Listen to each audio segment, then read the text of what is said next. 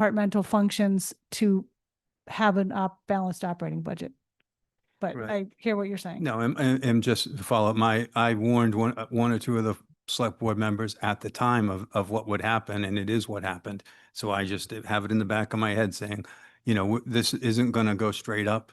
Our economy isn't going to go straight up, right now. And so let's just make sure that we are leaving room for everything. So anyway. Thank you. Jill? Can I just make a comment? The way I look at the list though, Matt, at least especially through the capital committee, is that what's on the list is from staff. That is what they think is important. So I feel like that's what's bubbled up between staff and town admin. So I think for us, it's more about what's coming first, second, and third. And, we've been given these dates. I want to talk about that a little bit more as we go. But that's so we want more information for them if maybe they need to change their dates as well. Maybe they aren't ready, or maybe they have something that's more pressing. But, the things in here that to me, I understand that these things are from them. And that's exactly what happens every year when we meet originally at the Capital Committee.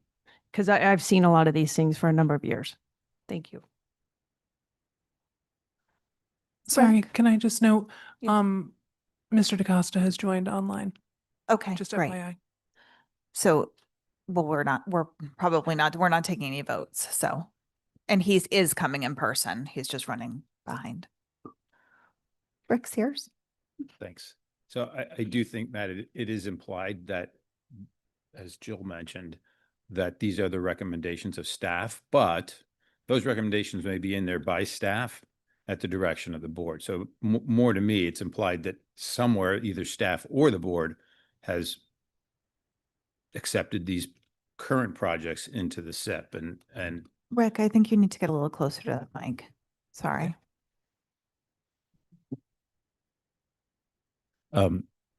Anyway, so enough said there. So just a couple other things beyond what Libby had to say as sort of opening comments. Libby mentioned an executable plan. And by that, I just want to make sure we understand what that means. That means that projects are sequenced in such a way that staff can successfully make sure they complete on time. I think Libby might have given this example, but if you look at the new Our Island home, that's the biggest project we've ever done. We don't have any additional staff to do Our Island home. So if we layered on a brand new DPW this year, we would be in a really difficult spot. And I think that's why we need to understand this plan, both from its financial implications as well as its execution phases. So Libby already highlighted kind of the steps we've taken up to now to prepare for this meeting. And what we decided to do was, when we had bond counsel in a couple of weeks ago, and they were showing us the projects that we submitted to them that were greater than $3 million in cost, we've decided that those represent that. There's 36 projects that represent about 85% of the spend in the capital plan. So sort of the consummate 80-20 thing. And that we should go through those first, because talking about a replacement of a Ford F-250 in 2035 versus 36 versus 37 is probably not a good use of our time. So, and try and get these 36 projects bucketed high, medium, and low. My plan after that would be that we take that away as staff, probably leaving the low ones in sort of a parking lot, taking the high ones with any value, with any input you all give to us about where you'd like them placed in the plan. But we'll take the ones that become high and we'll use those as the anchors in the plan. And then we'll build around that based on what we can execute and what makes financial sense. So we'll have a bunch of work to do after this before we would ever meet with you all again. So the second item on the agenda was time for either you can ask questions of, in your review, you may have had questions about some of the projects. And we have two ways we can go about this. You can kind of just open it up right now. Like, I don't know, Matt, if you had a project question on the Easy Street barrier or something like that, and you wanted to ask it now, we could do that now. Or we can just go down the list on the paper and start the prioritization exercise. And if we have a question, then we can just ask the project sponsor. I personally think that's a little bit better way than just to open it up free for all for questions, but I wanted to give you all the option. I think we should go through the list. Is that okay? Okay, and then just one last thing before we go through the list.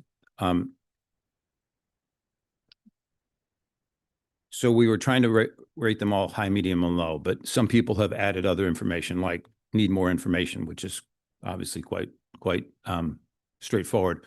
But some people, like Matt, if you look in your column, maybe if there are ways that you want to explain to people how you rated these things before we kick off, just so people have the context. And Matt, since you're in column one, I know you suggested several things that could go in the budget. I think you were focused on phasing. Yeah, no, I can sort of, and I had that question earlier today too. I looked at, when I put budget down, I just think those things like a vehicle or or taking care of the roof on the building, maintenance and repair. I think that should be a line item in the budget. It should go up 2.5% a year. And that should be worked, and if we have to bump a couple departments for that, that's fine. But those things, I don't see them as capital. I see them as budgetary things that have snuck out of the and become capital that need to go back into budgets. We've talked about that before. And so when you're talking 80-20, I probably picked off 20%. And I didn't look at the percentage, but I probably picked off the 20% that I think should be there.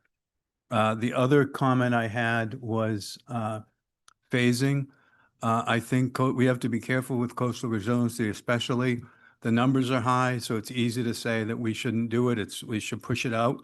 We have to realize some of a lot of it is going to be, a lot of it requires studies and requires us to have done certain things prior.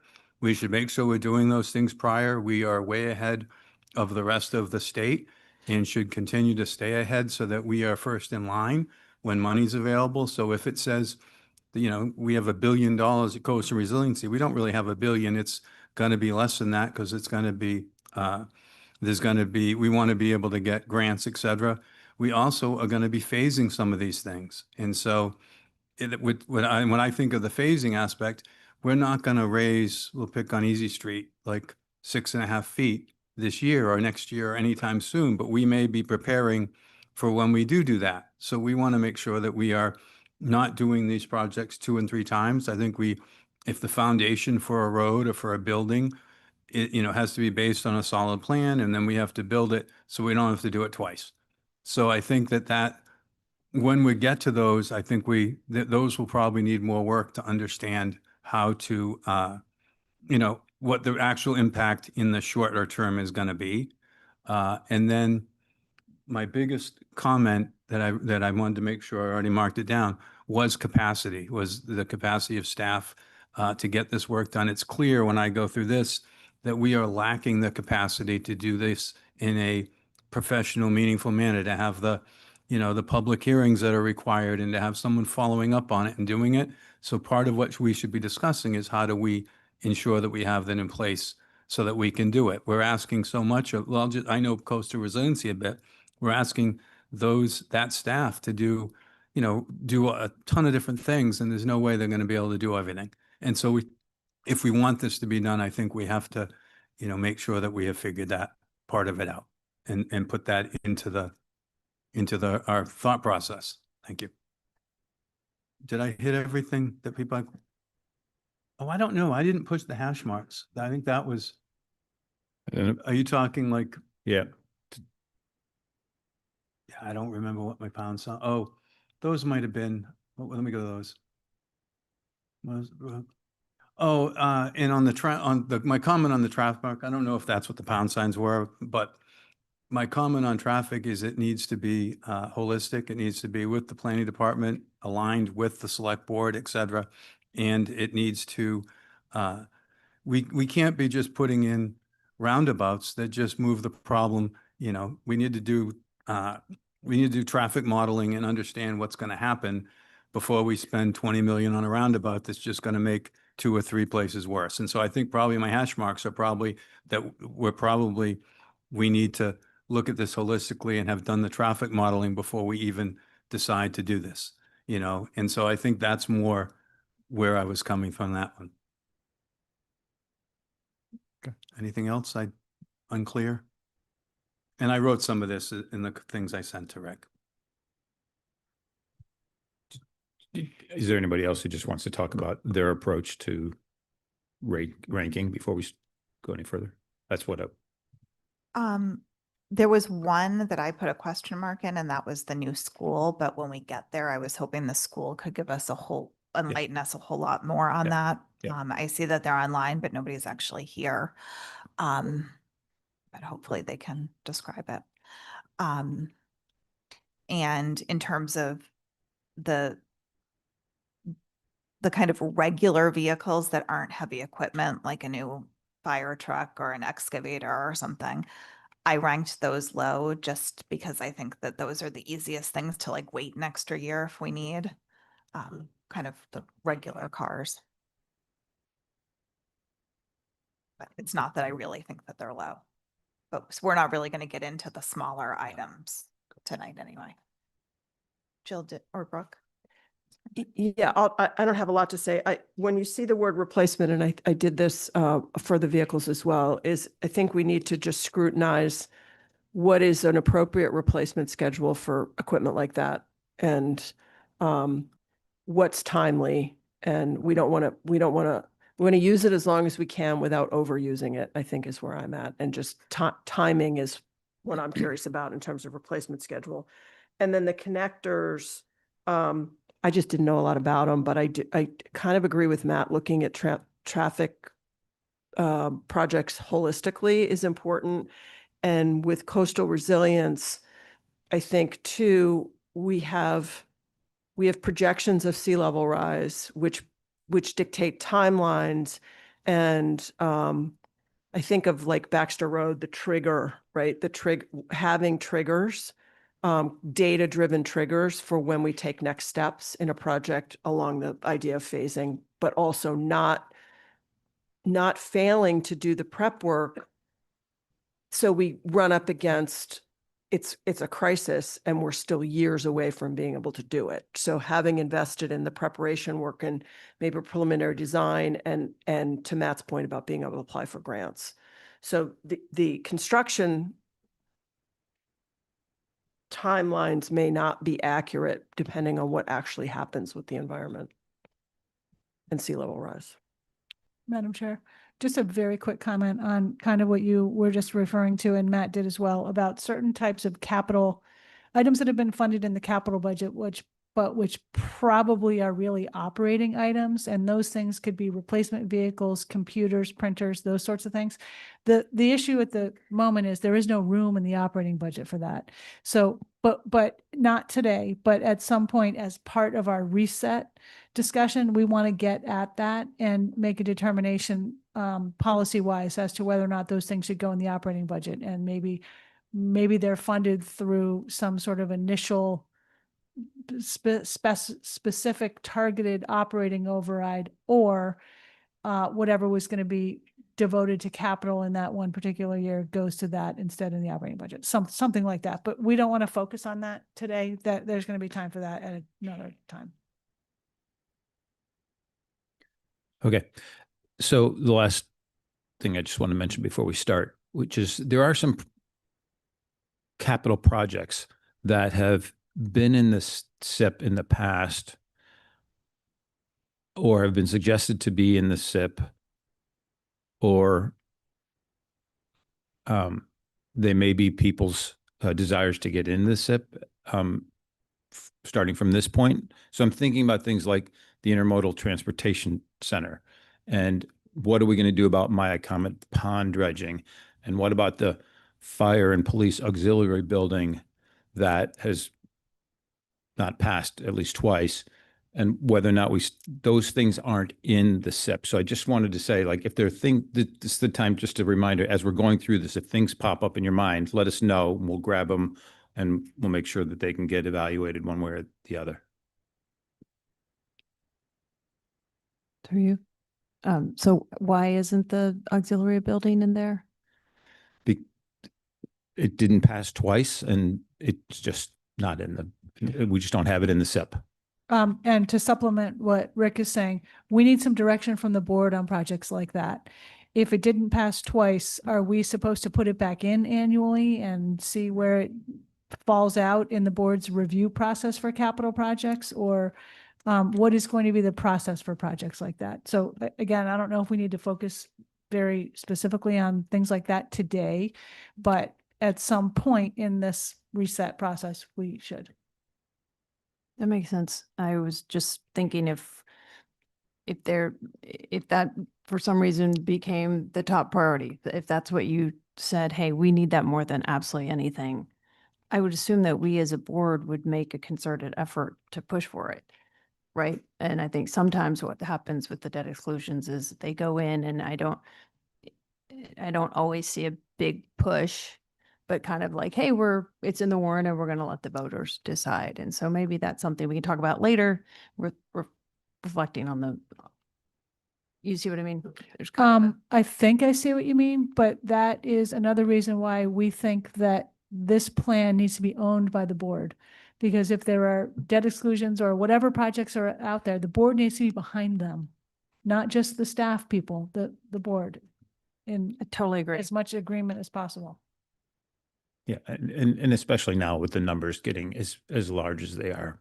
We used to have 60 or 70 million, sometimes $80 million of capital here, but we had 250 last year and 260 next in 29. It's a big number, so it's just worth getting at it. Don, just a comment on that is what we may be thinking about is there some sort of policy where there's a pause, where something doesn't pass a year or two and we take a 3-year or a 5-year pause because we have so many other things that have to be done, so maybe there's something like that we can be thinking about. I don't know. And then also there are certain things that are voted, but then there's still a lot of work to be done. Does that mean no matter what we go forward? I've voted against things at this board because I saw the price. I said, I just can't in good conscience support that now. And so we still have to have our own, our own like ability to do that. I think some of it isn't that we haven't supported things.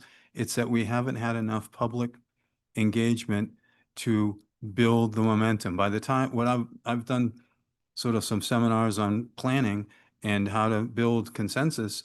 And if you've done your work right, you had enough meetings, you have taken the public in and they've had all their comments and things answered up and down 10 different ways, a lot of this stuff passes easily. The problem a lot of times is we are playing catch up. We don't have the capacity to do that work. We don't get it. It's at the last minute. And so it could be really important, something really important that just doesn't get through because our process was lacking because we're under, a lot of us are underwater. So I think we have to think about, again, the capacity and how do we operate this so that when we get to those votes, we're not like answering a bunch of questions at town meeting floor and having a lot of people stand up and say things that are just, not true or wacky or, uninformed, that just throws the whole thing off the rails. We've all watched it.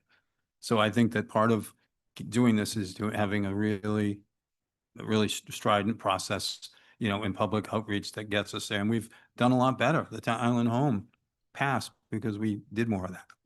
So anyway, I know. Sorry, I didn't mean to do that to you. No, it's not that.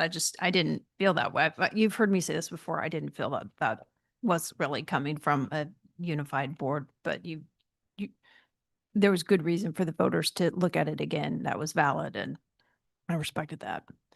But I agree. I think if we as a board decide that we want to move something forward, we've got to say, yeah, we're willing to put in letters to the editor or call people and ask them to talk about it publicly. Like, we have to own it.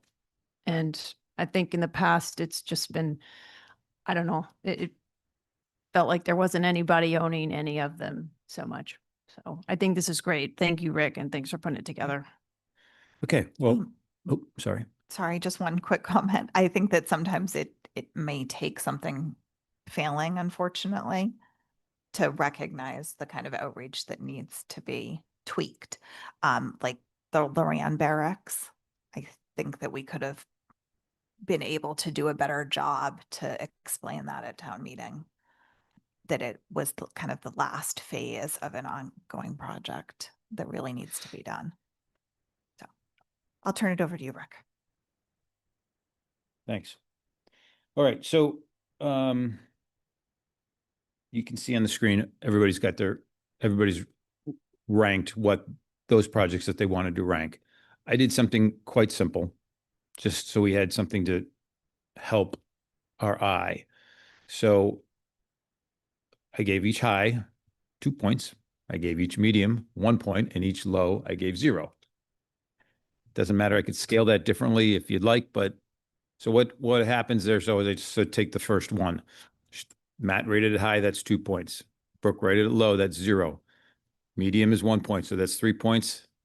High is 2 more points, that's 5 points. 5. I must have done my math. 2, 4, 5.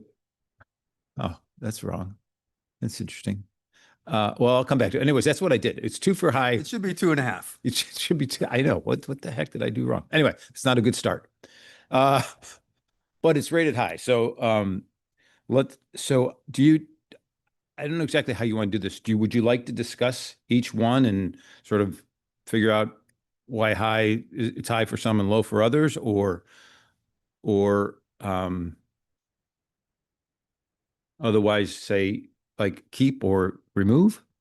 But I was going to try and go with confirming everybody's ranking, and then just moving down through the list, and ultimately it'll rank out as the way I did it on the right, only if I did it correctly.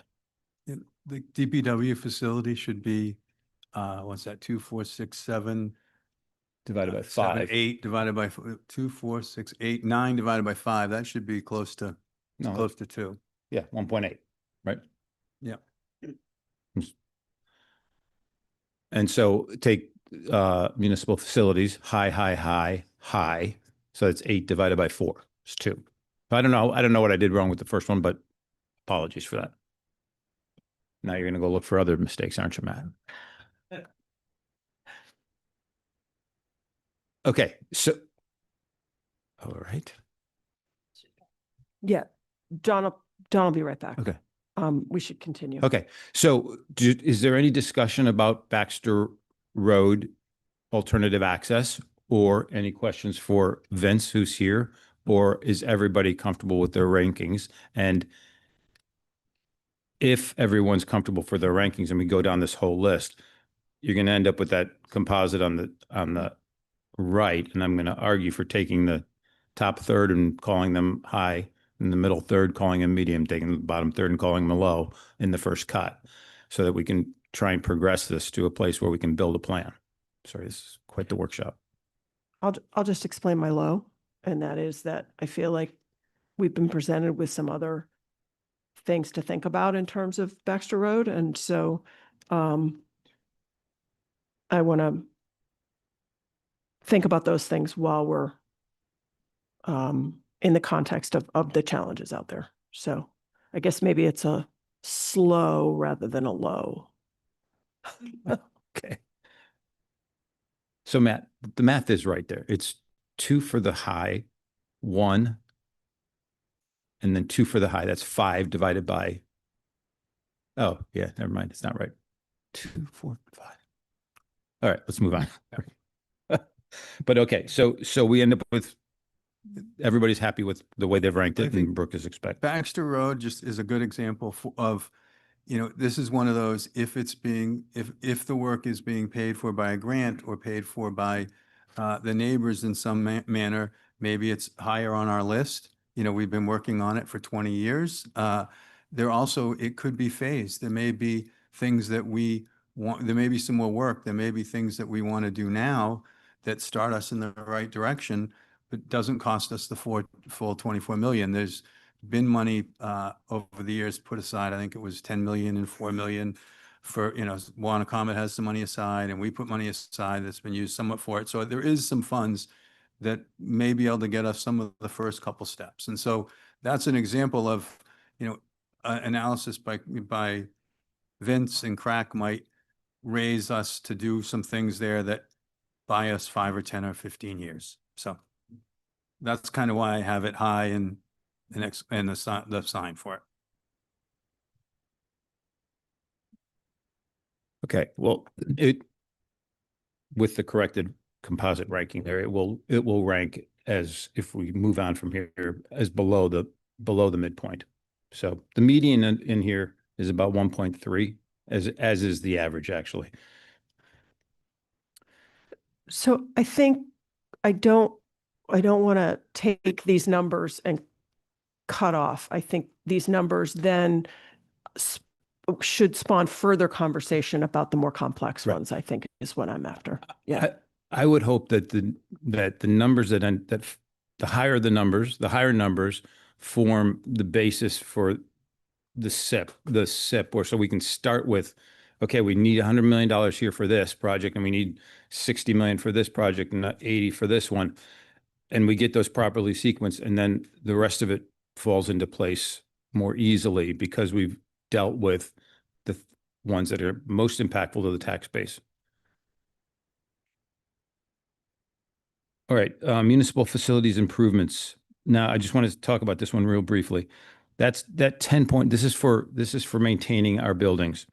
There's actually a little over $40 million in this list for this item, because you'll see it in most years. It's the second one in FY29. It doesn't feature in FY30 just because it's less than $3 million, but there is an suggested appropriation, and then it features again in 2031 and 2032.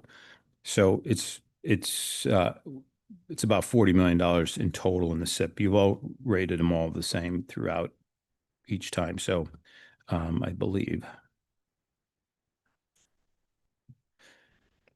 So this was rated high by everyone who has ranked it. Is everybody comfortable? Is that how we want to keep it? Any discussion? Any questions? I think for me, it's how does fixing what we have that's deteriorating marry with a new central municipal office building and the timeline for that. So to me, I would rather invest in a new building than pour money into a bunch of old buildings. But I rated them high because I want to make sure that our staff, that we're not having, if you all are going to be in these deteriorating buildings, I don't want them to continue to deteriorate, but I would rather fast track a central municipal office behind the DPW personally. Behind the DPW? Can I speak? Well, like On the list, right out not the there. location. To come after. Not the location. Okay, but it does tie into a little bit of the chicken and the egg thing, because we brought a central municipal facility forward for design and it got turned down at town meeting. So are we on, that's kind of like a good community input kind of thing. Are we on the right track to build one building that can house most everyone? Or do we need to have buildings within closer proximity of each other, either fixed up or Bobby. rebuilt? Bobby? Yeah, I'm almost there, and I was trying to not speak till I got there, but I think I need to touch on this a little bit. We're talking about this and that, 60 million here, 100 million there, 10 million there. First of all, I think we need to spend every dime we need to spend to maintain what we have. And I'm going to specify this again, what we have to the best possible ability we can. Because I don't see us getting a lot of these things that you all think we're going to get. This number came out from the current in the Inquirer Mirror this week. And my comments from people that I talk to, and maybe I talk to different people than the rest of you do, they're all freaked the hell out. And they're all like, have you lost our minds?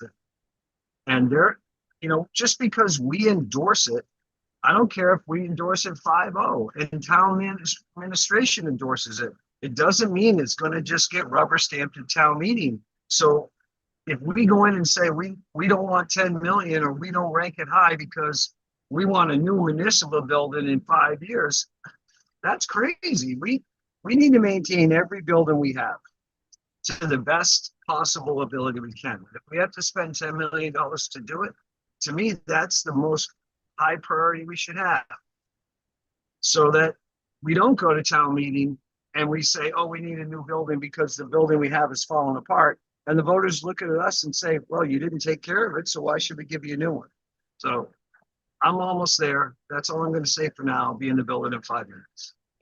Yeah, I'm not saying these two things are at odds. I'm saying that if we're putting money into older buildings, we should compare that against moving from the older buildings to a central location eventually, whether it's one building or multiple buildings. We're talking about this campus probably, right? Incrementally, moving out of a location and building a building here to replace that location, as opposed to one massive building, and doing it sequentially and having a campus. But I think if we can make the case that we're saving $40 million on maintenance by building something, by replacing it with new, is there a case to be made for that? That's what I want to analyze. I'm not saying I have the definitive answer, but I want quality office buildings and I want to maintain what we have. I agree with Bobby on that front. Thank you. Mary? Hi, Mary Longacre. I want to make the point in this debate that we'll continue to own and we'll continue to need to maintain buildings, especially the historic ones. So even if the entire staff moves to a new location, we will continue to have maintenance expenses. We're not going to have a savings by building a new building. I mean, in many cases, yes, but there may be a couple of things that may be more worthwhile for us to not own them and not put money into them. Like the And trailer? then, like the property with the trailer, Yes. that could have another community benefit. So those are just some things to think about that could then help fund new builds. Yeah, just a quick comment. It's cheaper to maintain your buildings than it is to let them fall apart and then have to really do a lot of work on them. And we have to, and I put budget because that should just be budgeted. X% a year should be going into all the buildings, and it shouldn't get crowded out and then not happen to the point where we have to spend a ton. And I just think there's a mindset that we've talked about many times, but it's been hard to get to. So. Okay. Can I make And a Mr. DaCosta arrived at 5:38. Jill? The one thing I'll say about the $10 million is that that's a lot of money to spend every year. And again, how many people do you really have that could do that? Maybe Rick or Libby or Drew want to speak to that, but obviously each year would be different and you're going to have different remediation of this building or that. So it's a generous budget, I think. I'm not sure what you mean by how many people do we have to do what? For all the repairs, I think we're spending $10 million is a lot of money in a year, and that's not easy to do, actually. Yeah, So I I think it's think- generous, and I just wanted to know a little bit more about how you came to that number. well, you guys can talk about how we came to the number, but I think this was initiated a few years ago when we had an override for about $6 million for municipal facilities maintenance, which is in the process of being spent. It will not get spent in 1 year unless there's a very specific project that costs, I'm making this up right now, $10 million that can be done in 1 year.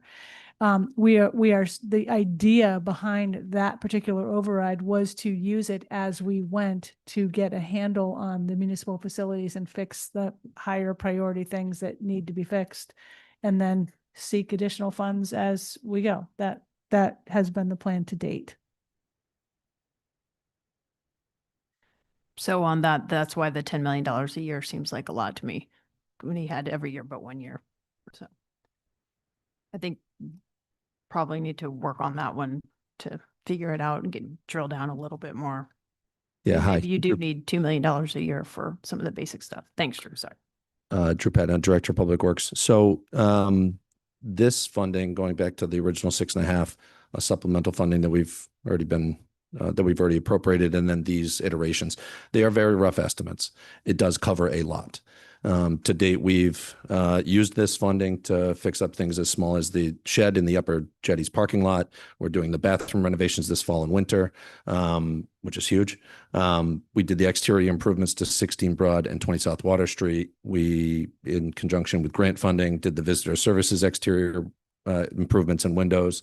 There's been a number of projects. We've earmarked money for improvements to the interior of the second floor of 20 South Water Street and 16 Broad Street. That's certainly no small undertaking. Beyond that, the facilities maintenance plan is a really big plan. And to Matt's point, I very much agree. It is way cheaper to maintain what we have as we go rather than trying to play catch up. Unfortunately, we're just in a position where we are playing catch up. I think in parallel with that, we are doing a facilities organizational assessment to understand where our gaps are. But at the end of the day, we have 7 people in 60 buildings. So we may not like the situation we're in, but that doesn't change the situation we're in. I think to try to boil down our approach to this, we are looking at all town buildings. And I very, very much agree. If there's a building that we don't plan to own in 5 or 10 years, then we need to be smart about what our level of investment is into that facility. But yeah, otherwise we own every building that we own. We have a responsibility to maintain and keep in good working order for those that work in those facilities. Our approach is basically 3 phases. Well, it's really 4 phases. The first phase is to assess all of our buildings island-wide and then put together plans to work essentially from the outside in, work on the roof, windows, make them watertight, airtight. Then you work on the systems that are really being overburdened right now, the electrical, the plumbing, the HVAC, and then interior configurations. So the other benefit of doing it that way is that we also have standards and, a consistency across our facilities. I'll give you a really small example. I know it's going to be a long night, but some buildings you have a key card, some buildings you have a physical key, and other ones you punch in a code. Just a small example of something we'd love to standardize and modernize at our facilities. So it's very much rough estimates now. We're bringing consultants on board in the near future to help us guide us through this process. And that's just how we see it going over the next, 5-6 years. Thanks.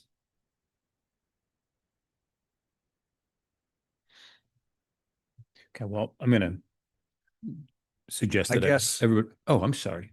I would say that sounds great, but if we're going to go to town meeting and we're going to ask for a $10 million override for facilities maintenance, we need to give the voters a specific, or at least a somewhat specific areas where this money goes.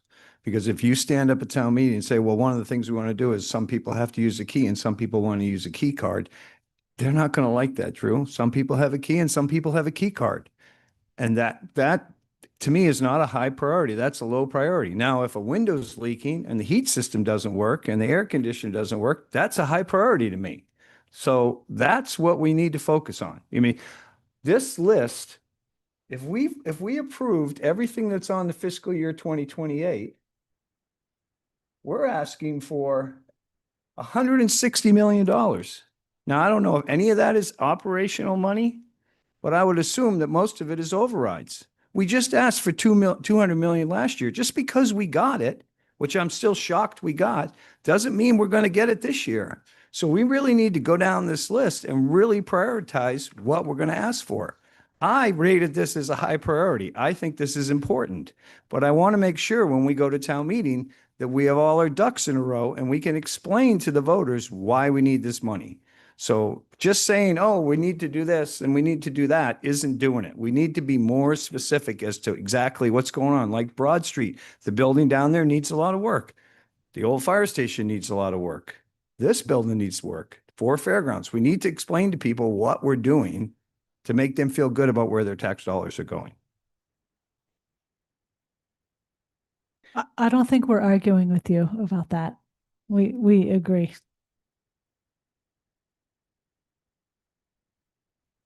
Okay. Jill? So I think on this, it just sounds like the number might not be quite right. It sounds like you've got a needs assessment to go through. So this might drop down for this year, right? If we don't have all that, or maybe we can get all that in the next few months, I don't know. But it's a good idea, and I like the idea of having a consistent revenue source for maintenance. I think that that is the general idea, and 10 million is just a number right now. Maybe it will go down to 5 when we have some specifics. We need to replace a roof or a heating system or whatever it is. Don. I do really like the idea of an improvement plan that goes out for at least 5 years, where we look at all these buildings individually and say, hey, 16 Broad Street needs a new heating system, so we're going to factor that in for 28. And then in 29, we're going to replace X amount of windows, or, you know, that's the kind of thing that makes sense to me, not just we're going to ask for 10 million. Well, maybe we're going to ask for 10 million this year, but we're not going to spend it over this year. You can say that if that's the case, we're going to spend 5 million this year on it. You know, we project to spend 5 million on this. We may have to spend more. The rest is going to go down the road. Because what a lot of the people that talk to me don't realize is when we approve it at town meeting, it doesn't necessarily mean that we spend it right then and there. We spend it over time in a lot of cases. The Island Home's a perfect example. We're not going to borrow all 129 million on July 1. We're going to borrow it as we need it. But they also want to know what it's going to do to their tax base, to their personal taxes this year, next year, the year after, the year after. And when they look at this list over a 10-year period, it's kind of daunting to people. So the reason that I rated so few things was because I only rated the things that I think we need to push forward to at this point for 2028. The rest of them, I think we need to have a much longer discussion about than just saying, oh, this is this year and this is what we're going to do for the next 10 years. So that's why I did so little bit on it. Great. Okay. So I think I've got everybody's rankings there. So new DPW facility. Everybody rated it high except for one person who rated it medium and was sort of cost dependent. Do we have any questions for Drew? Or are everybody comfortable with their rankings?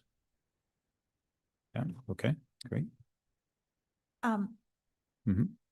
I do think it's a high priority, but this is one that we really need to focus on because I don't want to continue to spend money to design this and have it fail. So I think that this should be a top priority for this coming town meeting with outreach and explanation.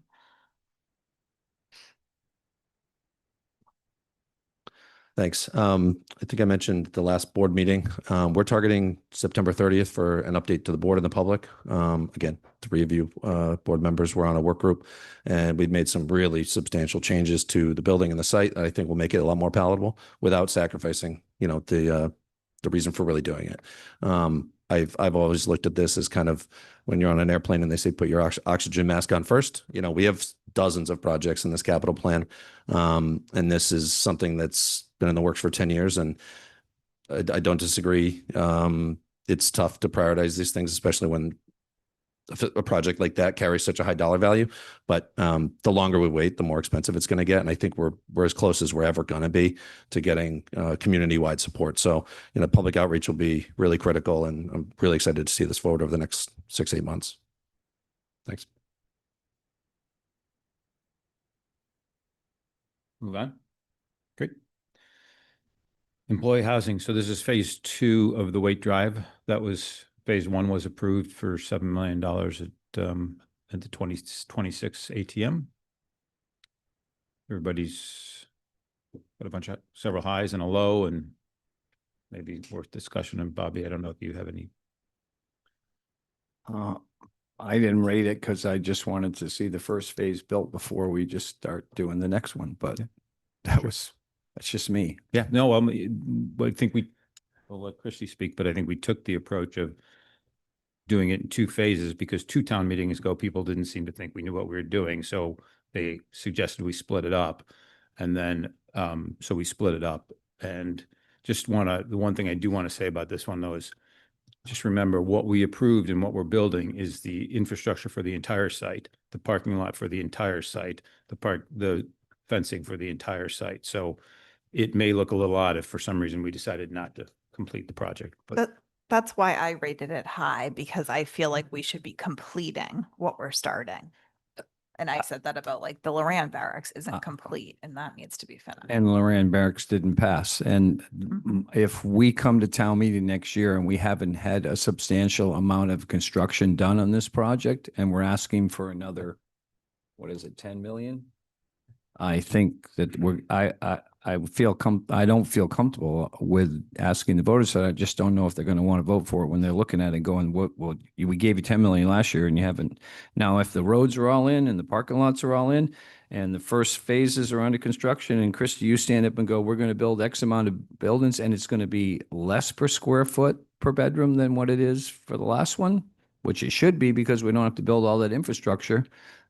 I'll feel much more comfortable supporting it, but at this point, I don't know what those numbers are, or when the construction's starting or any of that, so. And just because I rate it high doesn't mean I definitively think it's going on this next town meeting. Well, it's listed here as 2028, so that's why I figured it was, so. Yeah, so Christy Ferrantella, Municipal Housing Director. We have a project webpage that the community can follow along on, but they are clearing the site starting at the end of this month. And boxes will start to arrive in the fall, and they predict that the majority of the construction will be done by May with move-in July of 2027.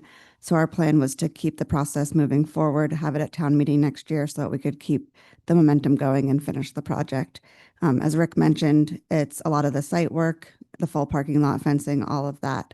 A big portion of this phase 2 is to complete the buildings, which also include the ADA compliant apartments. And so we'd like to have those completed in as soon as possible as well.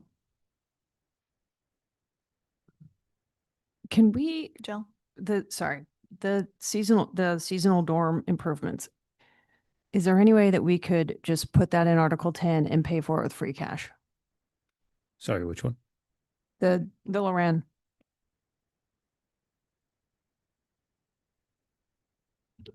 I mean, that is a possibility, but that is going to be up to you all and it's going to depend on how much free cash we have, And it still needs a town meeting vote. right? But it's with Article 10, it's with everything else. And this year, Article 10, I think out of 18 million, it was 16 we added to at the end, which was free cash.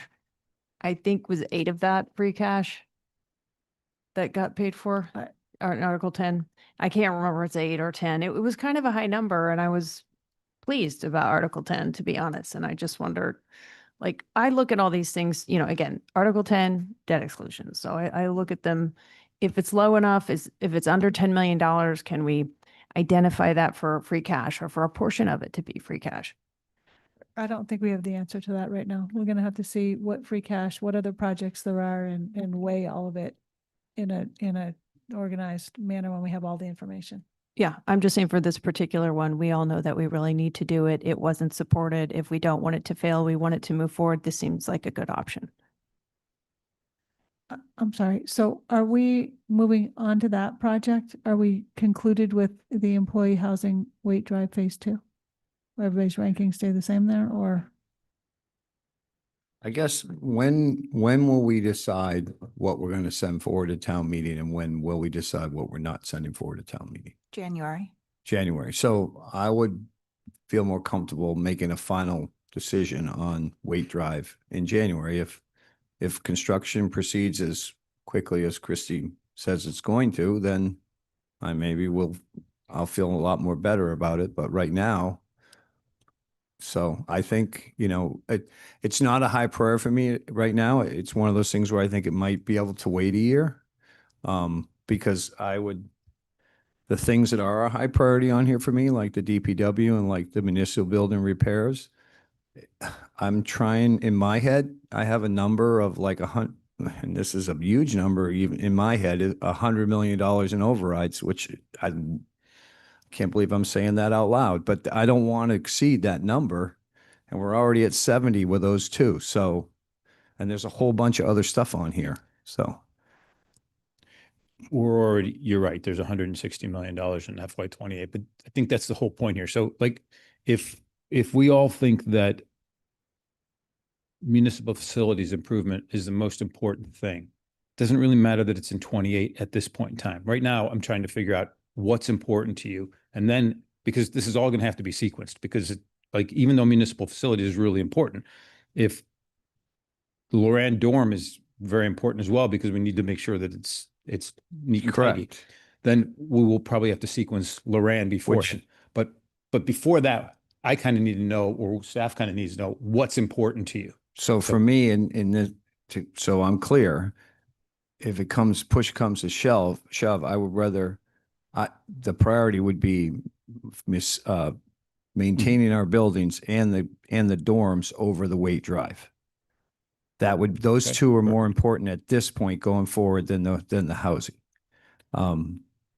That's my 2 cents on it. Yeah, so to me, I was thinking more in terms of what things do we think are the highest priority? And then we'll talk about when they're happening, what we're putting on Yeah. each warrant. I really, So I would like to kind of ignore the dates to Okay. start with and just talk about the maintenance is the my number projects, one. the merit of the projects. Yeah. I was involved heavily in the DPW redesign with Drew and several other people on this board and general public members. And I was at the impression in my head that we could make what was there work. And after touring it and going through everything, I realized it just wasn't going to happen. But we also cut the thing basically in half. And we figured out a way to utilize the existing buildings that are there to make it work. So I don't really know that we can downsize the DPW building anymore. And I know it's still a lot of money, and I don't know how easy we're going to be able to get it through the voters, but that for me is a high priority for this town meeting. I think the capital committee at some point has to meet, and maybe we talked about them meeting later. And so one of the things is we have to know what to identify. We have to identify what we're going to look at the capital committee. So that's something else to consider here, where we're like, oh, we'll talk about it later. If we think that this is remotely going to get talked about in January, it needs to be on the list so capital can at least start looking at it and the staff can put the documents together. And then, the capital committee can weigh in and you can look at that before we make a decision in January too. But that should factor in. Yeah, we'll be discussing it regularly. What are the potential articles for the warrant that will go to capital for review? But January is when we make our final decision and set the warrant. And Madam Chair, if I could just back up for 2 seconds, and I'll be very brief. I rated Baxter Road as a high priority because I think that I don't know if we're ever going to get the town voters to approve the extension of the geotubes. And I think at some point here, because of the situation of the proximity to Baxter Road to the bluff, I don't want to be caught so-called with our pants down if the road fails. So I think we should start the process of at least figuring out who we have to take land from and going through that process and getting appraisals and whether we can run septic, put septic systems in for the houses up there, or do we have to run water and sewer up there? I mean, these are things that I know it's a big price tag, but maybe we can figure out a different way to do it. So that's to me is the highest priority of all the coastal resiliency stuff, that and the waste treatment plant. Those two things are the pertinent ones right now. If I may, Vince Murphy, Natural Resources Department. Bobby, we've done quite a bit of this. I'd love to share it with you. We have the design that was got through 100% that most of the neighbors agree on. We had the routing that was agreed and picked by the select board, the design that got to 100%. The Conservation Commission have approved. And then that led to our understanding of the cost of $24.1 million for the Baxter Road Alternative Access. We are currently working on understanding the values of the properties and the portions of each land that's going to be that may need to be taken. Some will be given as gifts or friendly takings, so that won't be as costly to the town. Hopefully, others will be adversarial, so have some greater costs. But these are the things we've been working on for the last about 4.5 years on this particular one. It's been a slower process because some neighbours wanted very specific things, but we're getting there. And on the plus side, yes, the town would need to borrow all the money up front, but the town would gain most of the money back, or a substantial portion of the money back, through betterments, so that it would balance out and be more favorable to the taxpayer in the end once we're paid back a good chunk of it.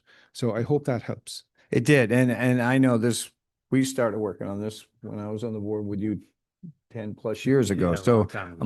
my thought is that we have a backup article. I'm assuming we're going to go back to town meeting and ask the voters to approve the geotube extension again. Maybe I'm wrong, but I'm assuming that's what we're going to do. But if it fails a second time, I'm kind of on the same page as Rick. You go and ask twice. You don't just keep asking, so I think we need to start figuring out plan B. So that's why I ranked it as high. Just a quick comment on just finishing off the Waite Drive Phase 2. The reason that Christie is clearing the grounds soon and the boxes are coming in 2 months is because we went and got a bid before town meeting. And so when we get to town meeting, because we all know how this is gone, we go with a number that's an estimate, and then it's a year later before we get the bid, and the bid's more than the estimate was. My only point was going to be that there's no having a certain number, a for sure number for town meeting if we wait to January to decide whether we would do Waite Drive's second phase, because we just won't be able to get it in time.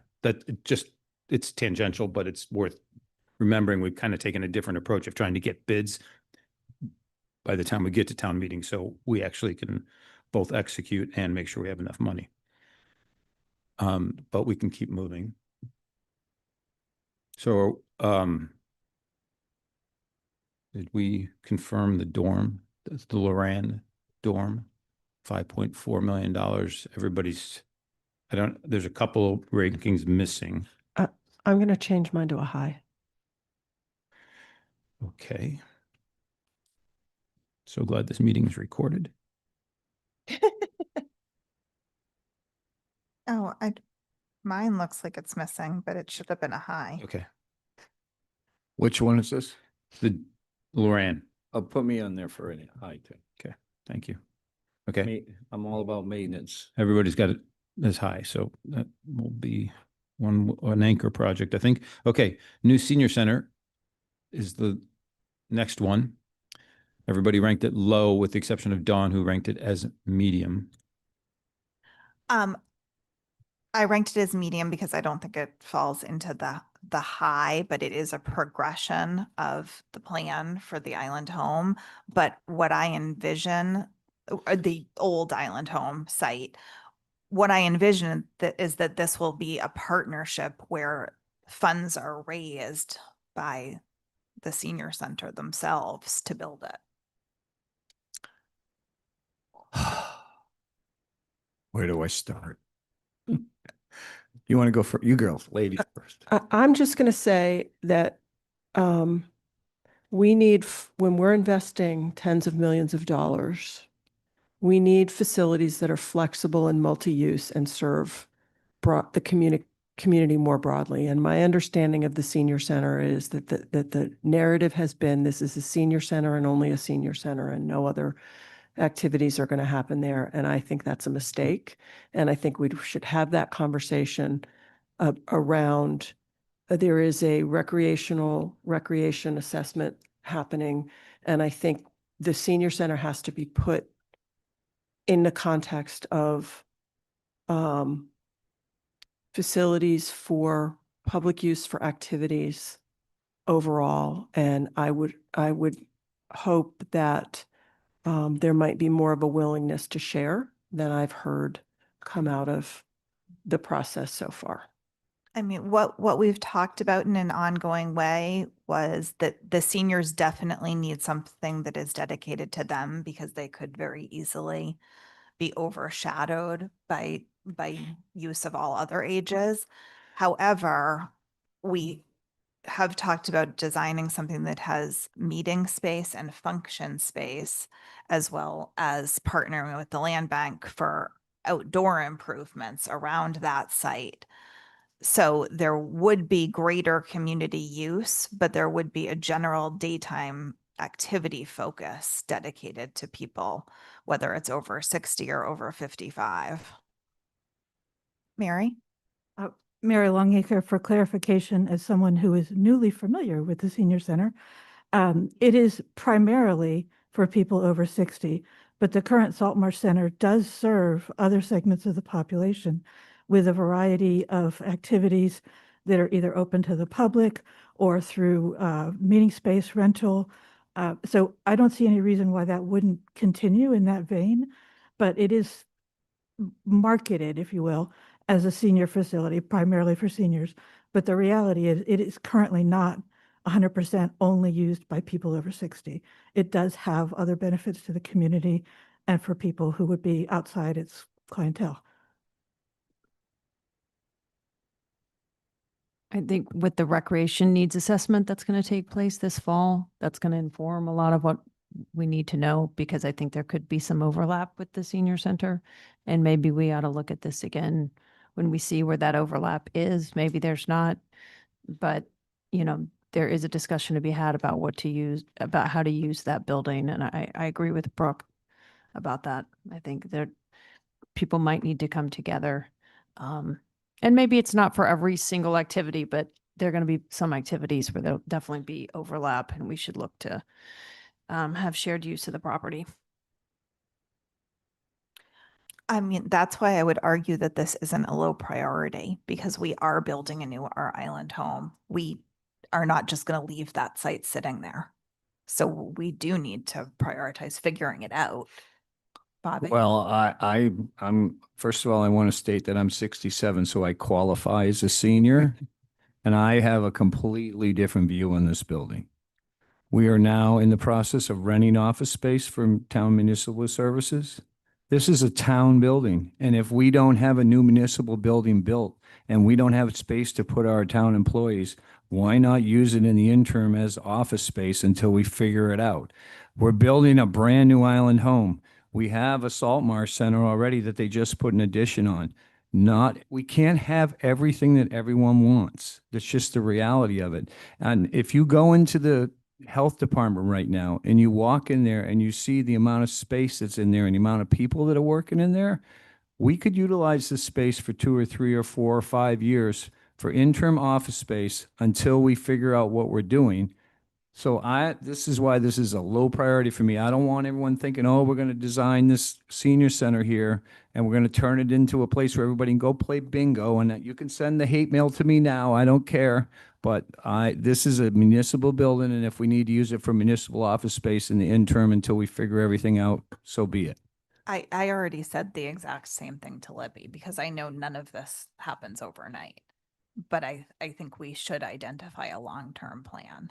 But I do think that building shouldn't sit empty, and we should look at what we could do to use the dining room for meeting space, use it for, I mean, a multitude of things that it could be used for that are not for its current use. And that's why I made it a low or no priority, because I think that a year or two from now, when the island home is getting closer to being finished, and a lot of things will vet themselves out with where the municipal buildings are at and where office space is at. I mean, when we first took over 2 fairgrounds, we didn't plan to turn that into what it is now, and look at it now. So, I mean, didn't we say we're only going to do that for 1 year at the beginning, Libby? And, it's 20 years later, or 25 years later, and here we're still there. So I guess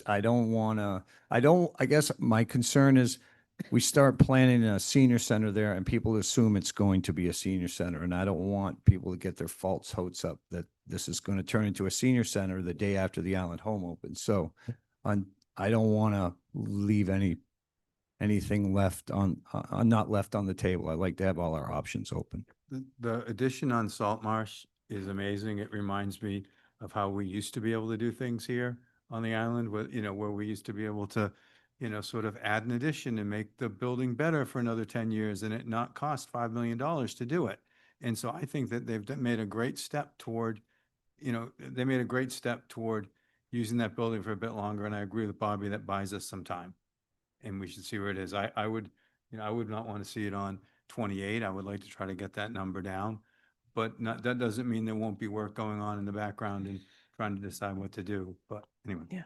And new recreation facilities can have hours set aside for seniors exclusively, right? So it doesn't have to be a structure exclusively for seniors. It's really about what resources do they want for physical activity, for social activity, cooking, meals and so forth. And how can we carve out space so that it is for the intended use of our senior community, but in those other hours, it could be other parts of the community, including municipal use for meetings and so forth.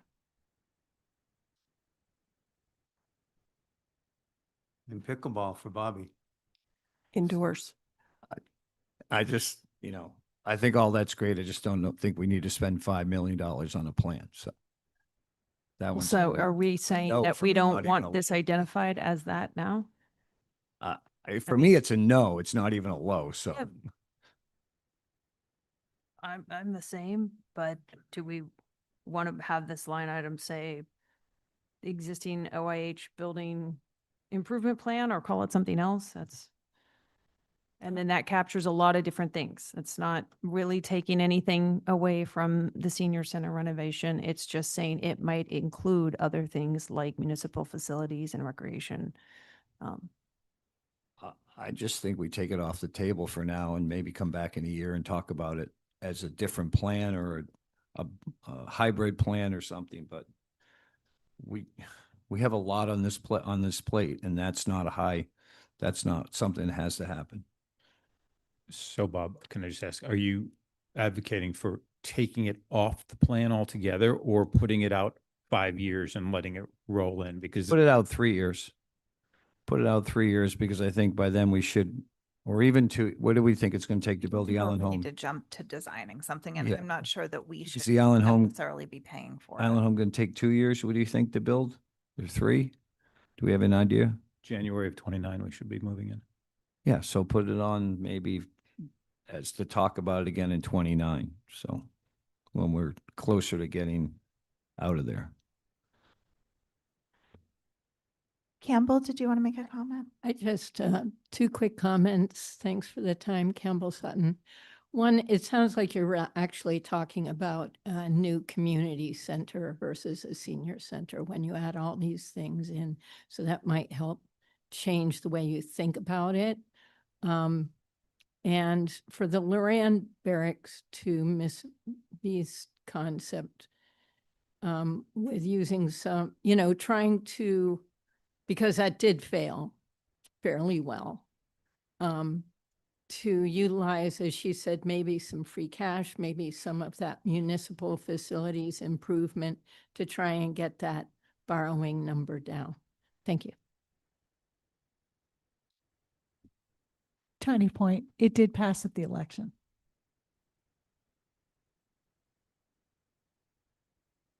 Okay, well, that's 1 year out of the 10.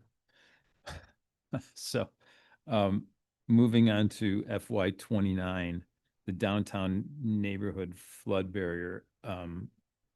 People either some people rated, some people need more information. Matt, this is where you had said phase it. And I think. Yeah, I think that, yes, my point is that we're not going to need 120, right away, but we should be looking to see what we need so that we are doing the first steps at least. So again, Vince Murphy again. So we're still working on what the potential design for the Easy Street area might be.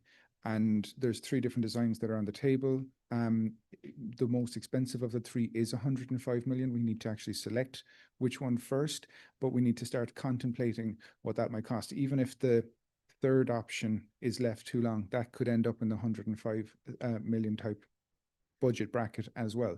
It is an awful lot to contemplate, but it is also our main arterial route for getting to the ferry. That is something that we were given the directive of getting on with first in the Coastal Resilience Advisory Committee. That was their number one priority, the downtown neighborhood flood barrier. They were getting on with on Easy Street and Washington Street. Easy Street, this one in particular, we're still progressing with it. We're after getting a lot of state input. CZM gave us a grant of $477,000 along with a partial local match so that we could work on the design. So we've already been quite successful in progressing the project at reduced costs to the taxpayer. We would intend to continue it in that vein once we get to construction phases. And talking about phasing in particular, Matt has a very prudent idea that once you design it so that no matter which of the, say, if you're going for the road raising options, it doesn't matter what level you raise it to, so long as you've got a foundation that's correctly designed to support a maximum height. You could go to one height now, and then later you could construct to a second additional height if needs be. So it's about getting to the design right in the first instance. Does that help?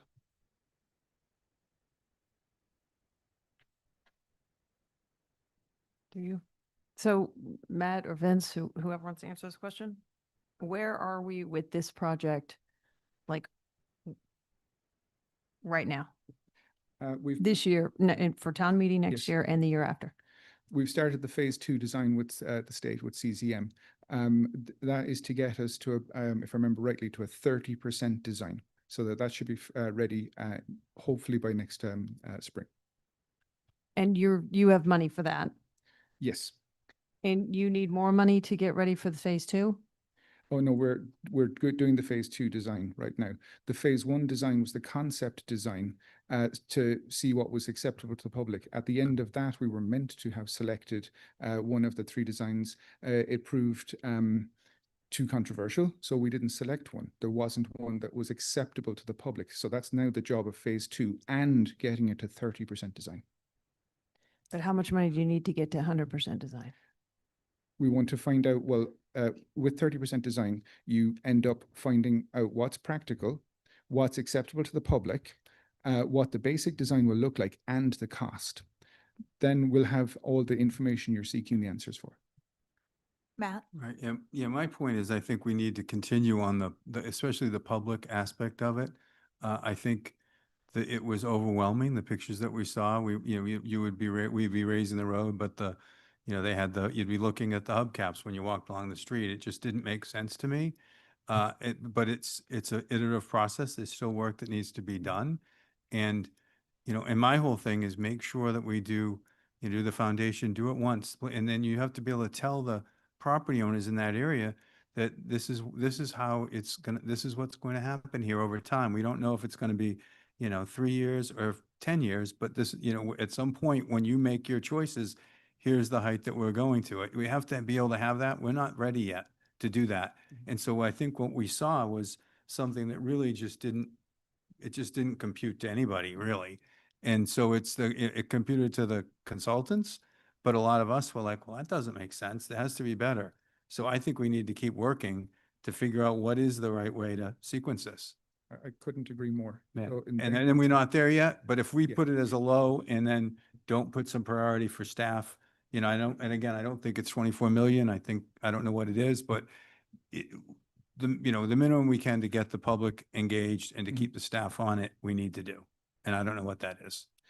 Yes, so we did have a negative public reaction, but that's what we wanted. That's what we wanted to get from it. That's how you learn what will be acceptable to the public. And like Matt said, an iterative process. We've now come on to other ideas about what might be acceptable to both property owners in the area and for the public use in general, because this is one of those things that doesn't just affect the property owners in that area. This is one of the single most used roads in the island, and it gets all of our goods and services on and off island.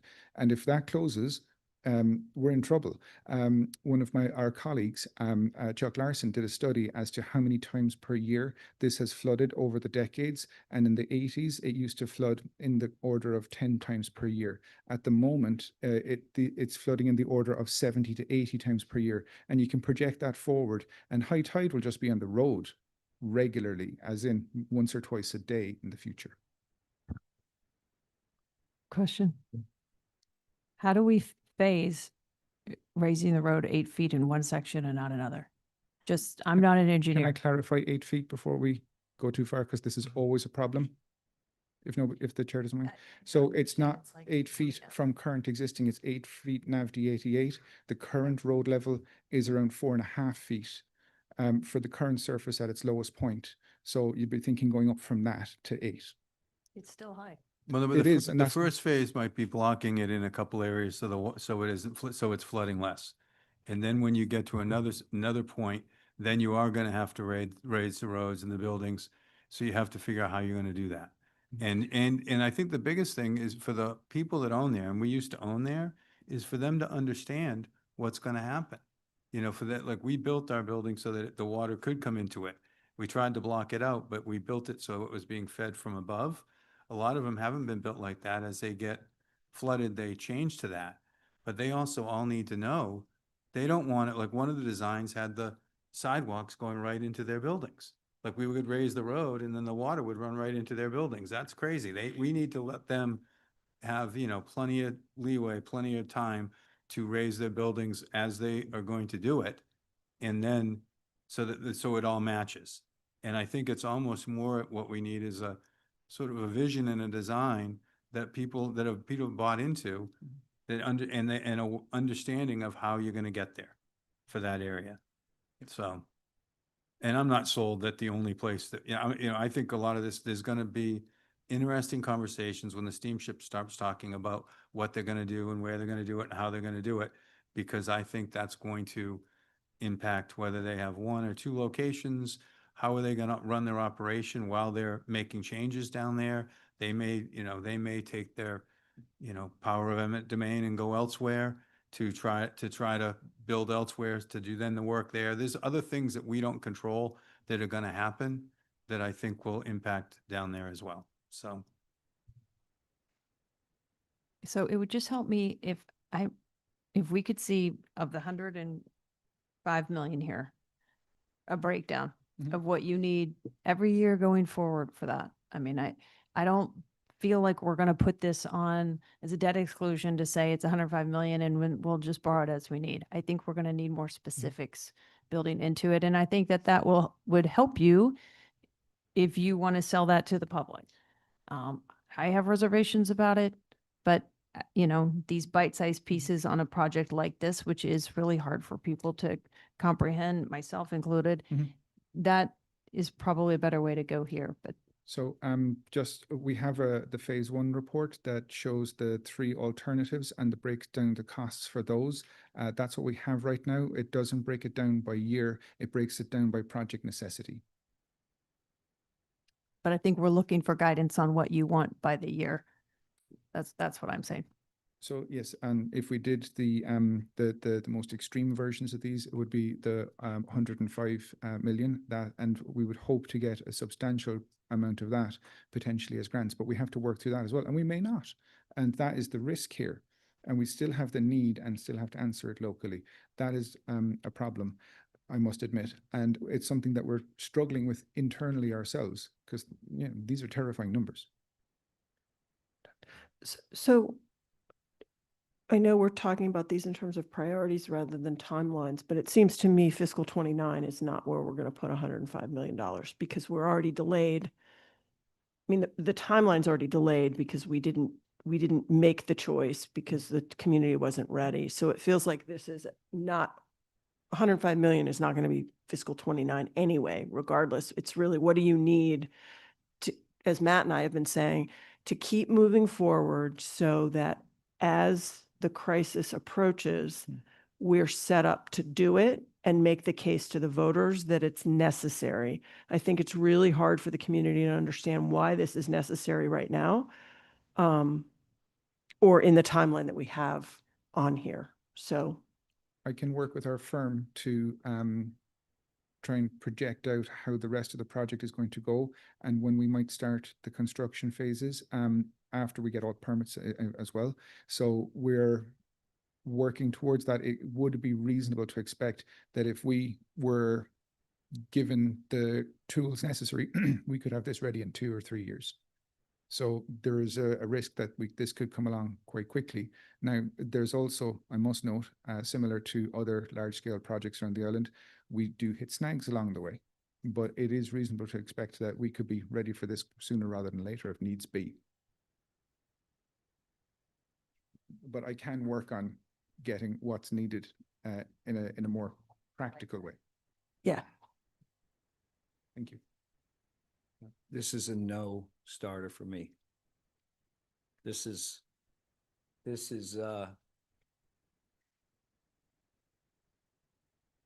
just Easy Street Basin has been flooding since the 1800s. It comes over the road, it floods, the tide goes down, the water goes down. And the no-name storm, how many people in this room were here for the 1990 no-name storm? Raise your hand. How many people spent 36 hours down on the waterfront during that storm? Raise your hand. I did. The water went to the monument of Main Street and went across all the way to, what is it, North Water? Is that the one across from the town building? The one that goes up below the cliff?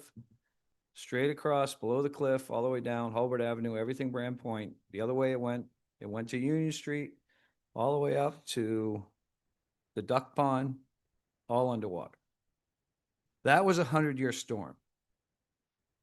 That, you see, maybe even with global warming and sea level rise, maybe we see one every 75 years. That water went up. It took 5 days for that water to get there. I'm going to give everyone a little history lesson here. It blew northeast the first day, 45. The second day, it blew northeast, 55. And each day it increased. On the 5th day, it blew 70 to 90 sustained for 5 hours. When you get a northeast wind in Nantucket, the water from the upper harbor gets pushed towards the west side of the harbor. That's why Easy Street floods. During the no-name storm, because it was so strong for 5 days, it actually breached Go-To. It breached Go-To at the haulover, not at the outer Go-To, at the haulover. And a 5-foot surge of water came down the harbor, and that's what flooded. Now, Easy Street floods, and then Easy Street goes down. If you raise Easy Street 5 feet, or 4 feet, or even 3 feet, all you're going to do is push the water onto Steamboat Wharf, North Wharf, Straight Wharf, down Beach Street, in front of the Yacht Club, east, in front of the Children's Beach. It's still got somewhere to go. You want to fix Easy Street so it doesn't flood as much? Dredge the damn basin. It hasn't been dredged in 75 years. You take a ground level here and you put a high tide on top of it, and then the ground level keeps getting higher. Guess what? The high tide gets higher. That basin used to be so deep I could dive off that dock when I was a kid into the water. If I did that now, I'd break my neck. The water's this deep at high water. The sediment has been filling in that basin for 75 years. They haven't dredged it at least in that long. I've heard discussions about we need to plan for 500-year and 1,000-year storms. These are biblical events. You have a 500-year storm, New York, Washington, Boston, Miami, they're all gone. Doesn't matter if we have a floodgate or we raise Easy Street 4 feet or we build a wall from Brand Point to Monomoy. First of all, I can't even believe we're talking about this, but I guess this is the world we live in now. We're going to spend millions of dollars to plan this, and then we're going to go to town meeting. You think the voters are going to approve $105 million to raise Easy Street? We can't get $5 million to fix the barracks in Wisconsin. I mean, let's be realistic here. I can't support any of this. And I'm going to go on record as saying I'm going to get up and speak against this if it does get to town meeting, just so you all know. And I feel like I got a little bit of knowledge here. I don't have a PhD behind my name, but I got 45 years of experience on the waterfront. I know a little thing about tides, moon phases, storm surge. Nantucket Boat Basin was built in 1968. The slip that I am in has the same level dock since 1968. Sometimes in the wintertime, when we get a big northeaster, it gets up over that dock. Does it happen more often now, Vince? Yes, it does. But it still doesn't flood all the way to Main Street. And when Easy Street floods, the boats don't run anyway, so it doesn't matter because it's blowing 50. And then as soon as the tide goes down, the water goes down, and then the ferry comes. If the steamship wants to raise the steamship dock 5 feet, well, then we'll talk about raising Easy Street. But they can't even figure out how to get a ferry to run on budget. So I don't know how they're going to come up with the money to fix the ferry dock. So this is not a high priority for me. This is almost a no priority for me.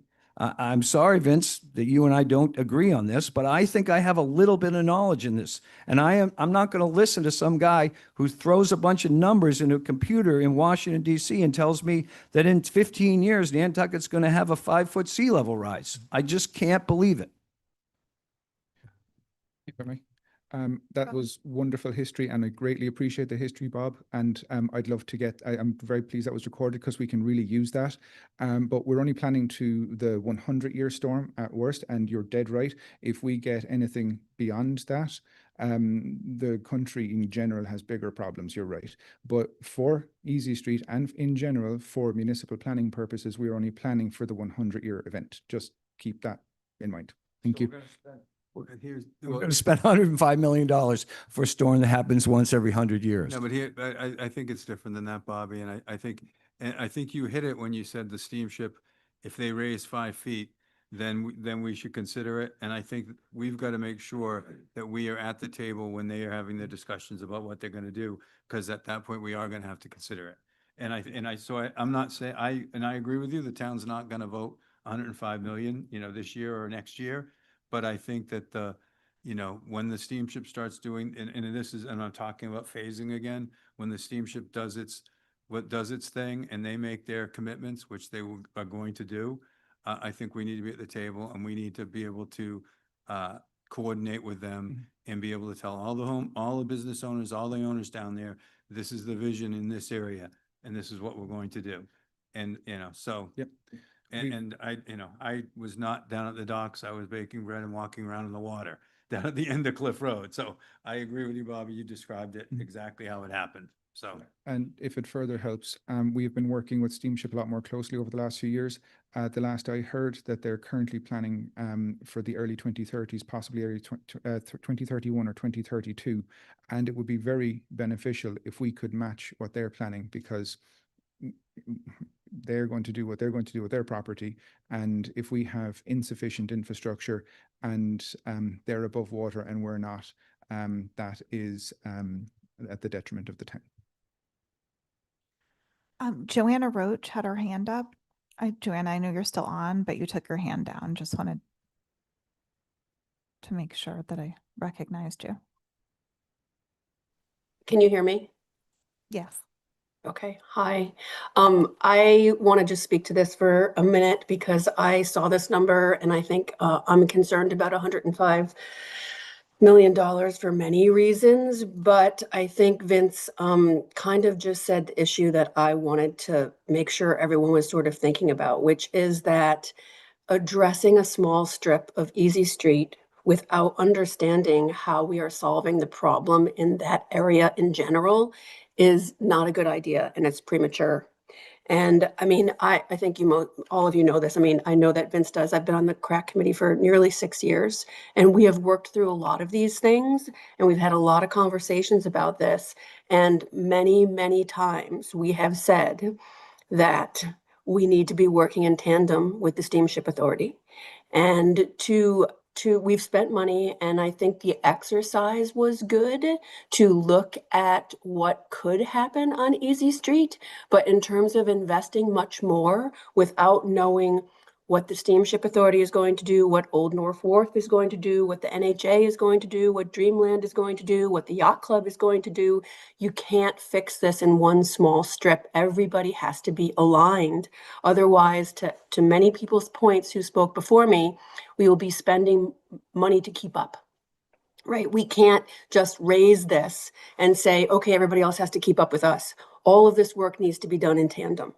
And I think that with regard to the Coastal Resiliency Plan, which is a really great working document, when that plan came out, one of its predictions was that by 2030, there would be 50 days a year that Easy Street and Washington Street would be impassable. And we're quickly approaching that mark, and I don't think that we're quite there yet. And in the subsequent years, since we developed the Coastal Resiliency Plan, there's been a lot of conversation about how quickly this is or isn't going to happen. And for reasons that I don't think I fully understand, there's been more of a practice of using a higher number for sea level rise. There's, to my knowledge, 3 different numbers out there in terms of sea level rise. And I think that when we plan for the highest number, I don't think that that's in the best interest of the town. I think it is in our best interest to be slightly more conservative and to be slightly more practical in how we decide to roll these things out. It doesn't mean that I don't believe in it or I don't think it's important, but when you look at the town's financial future 10 years out, and I'm seeing a number of $105,000 in 2029, it just doesn't make sense to me. I would really encourage us to look at creating a work group that includes, the ferry operators and all of the property owners in that area to talk about how you solve the solution holistically rather than doing a small strip. Because I just don't think it's practical.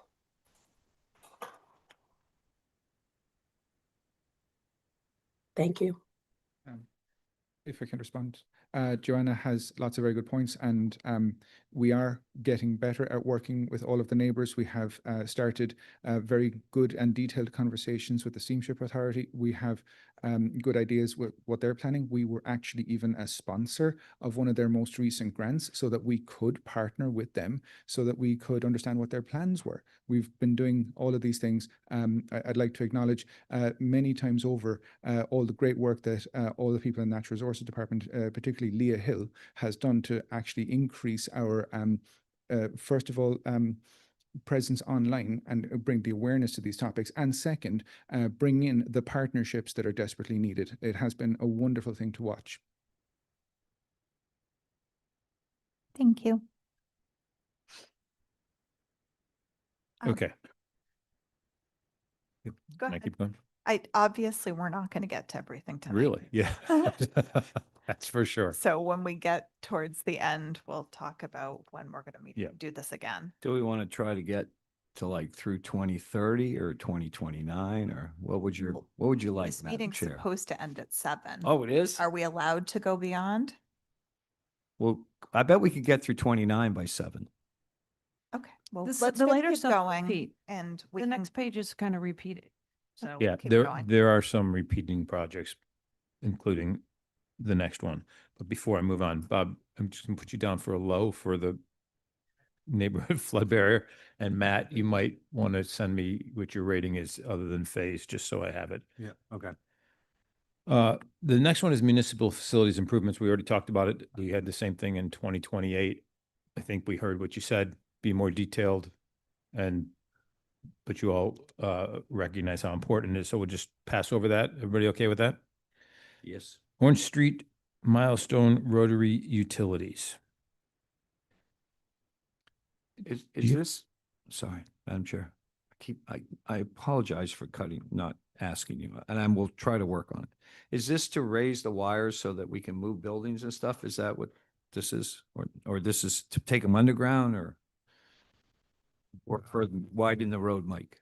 Thank you, Madam Chair. This is to underground utilities as part of the reconstruction of the Milestone Rotary. There are certain spans for the overhead wires that are just not possible. So this would actually help facilitate that reconstruction. It would also relieve the burden of the utility work that needs to be done during house moves. And this project area also includes the corridor of Orange Street from the Rotary to Goose Pond Lane to underground those utilities so we can actually improve bike and pedestrian infrastructure along that corridor, especially in the vicinity of Marine Home Center. Right now, the utility poles specifically in that stretch are an obstacle. So this would relieve that obstacle and allow to facilitate that connection of bike facilities. Madam Chair? Yes, I'm going to ask a stupid question. Where's Goose Pond Lane? it's the Valero's house. Oh, okay. That's what that's called? Okay. To the in-town bike path, I'll say. Yeah, so for me, this would be a high priority. Yeah, I'm changing mine to high too. Yeah, I would change it to high. I didn't have the full description of Yes, the I wasn't sure what it was. And Bobby, to answer your question, I spoke to National Grid when they reopened the valet, and they are planning to put 55-foot poles to, in the shorter term, elevate, so we get another 6 or 8 feet for house moves with the poles before this. So sconset doesn't, so all the different areas don't go out for 4 hours every time we move a house. Yeah. Which is great. And we had to put some, yeah. No, I'm not making any promises. There's a plan. There's talk of it. Let me put it that way. All right. And Rick, you put mine as a high on that Great. too. Yes. Thank you very much. Okay. Rick, I'll be a high too, but I'm also going to flag it as, is it something that we can pay for a little bit with free cash? When I see $5 million, I think free cash. I know we're paying for it, but since it's the utility companies, do they kick in anything? Do they at least run the wires for free or anything? Or do we not know any of that yet? We would hope. Erica. I can't speak for sure, but my guess would be no. This is not part of their programming. And this is at the town's Yeah, request. usually when we underground, they don't pay for any of it. So I just have to needle the guy that comes in and asks for road cuttings the next time. Okay, we've been working on that a little bit. You'll be very helpful. Rick, you can continue. Sconset Fire Station. I most think that people would be rated it pretty low. clear. Can Most I people- mention something, please, about the Wisconsin Fire Station? So, this is, as Drew referenced, we are working on a projects update of several projects for your meeting, hopefully on September 30th. This would be one of them. We had a feasibility study done earlier this year. It's complete. And it sounds, things get a little complicated with the Wisconsin Fire Station. So but maybe before you make a final determination on this, we would like to review that report with you at that meeting. I will say, and I emailed you all about this, there is, a high level of concern in Sconset and perhaps other areas in the eastern end of the island for increased fire protection. And we definitely understand that. The chief can speak to this if need be, but they do have a high level of concern out there, just FYI. And I would say, I understand that, but I'm not sure we're going to spend $12 million to construct a new Wisconsin fire station. I think that there are probably more cost-effective ways to get service at a higher level on the east end without this much of a capital expense. Madam Chair, I wasn't sure. I think I need clarification from town council of whether I should even discuss this since my son works for the fire department. So, I don't think his compensation will be impacted by this, so you're Okay. probably okay. I just want to make sure. Yep, totally understand. I remember correctly, the chief can correct me if I'm wrong, but I think that when we built the fire station that's here now, there was a lot of discussion about multiple stations, smaller stations around the island. I was on the board with Matt at the time, and we actually hired a company to come in and do an assessment to determine, should we have a station on the west side of town over by the cliff because of traffic trying to get through town? And if I remember correctly, the response time from this station to Sconset was 8 minutes. This response time from this station to the cliff was 12 minutes. So I've lived in a lot of areas when I was not living in Nantucket where it took fire trucks and ambulances 20, 30 minutes to get to a site. If I understand that the people of Wisconsin want their own little private fire station, and they had one for years, and now it's too small and we can't use it, but I don't know if we can afford $12 million to build a new station. Madam Chair, and I want the chief to speak on this too. Just to clarify a couple things. I definitely do not think they want their own small private fire station. I think they are concerned about Sconset, but also other areas of the island, Tom Nevers and Wellwinnet, Pulpus area out there. Yep. So there's that coverage issue. And we have been talking about some other alternatives to a brand new station or a fully renovated station or something like that. The issue is going to come down to what can fit fire truck wise in the current station. Is there a spot town owned in Sconset somewhere for a new one? That is going to get more expensive. But other alternatives have been discussed. Chief, do you want to? Yeah, I just wanted to reiterate, Bobby, what you said. I think it's important that we look at this very methodically, and we have this feasibility study presented by SMRT in such that we look at how often do we go to Sconset? What areas on the east side of the island would be covered from a first due perspective from that station, and what the actual response times was. I think when we have all of that information, then together we can make a decision. Is this a priority that we want to work towards in the future? Because all of those things like response times to all different parts of the island and how close we are to meeting the nationally recognized standards for response times, how close we're getting to them, and what we're okay with living with for those response times. So I think it's all important, but I think we really should do the feasibility study first. Yeah, I guess my thing would be, would this be a seasonal? Would this be year round? If we're gonna do it, should we consider putting a police cruiser out there as well? So we have more than just a fire presence out there? I mean, if you're gonna build it, you might as well build another bay and put a cruiser out there, or I don't know if the police chief, I don't know if they have a cruiser that stays in Sconset all day. I don't know. So, but if we're going to build a building, we might as well look at that aspect of it as well. So We also talked about an ambulance maybe being staged out Yeah, there. I would think and- the ambulance would be the most important thing, actually. Yeah, Matt? Yeah, when we look at the feasibility, if we could put a couple apartments there, put a couple people in different parts of the island, park a truck there at the times of year when there's traffic and you need to park there. Maybe it isn't a full building, maybe it's undercover somehow, so it's protected. That to me maybe there's some variation like that, you're talking a few million versus 12 million, and it takes care of the situation that we know the traffic isn't going to get any better.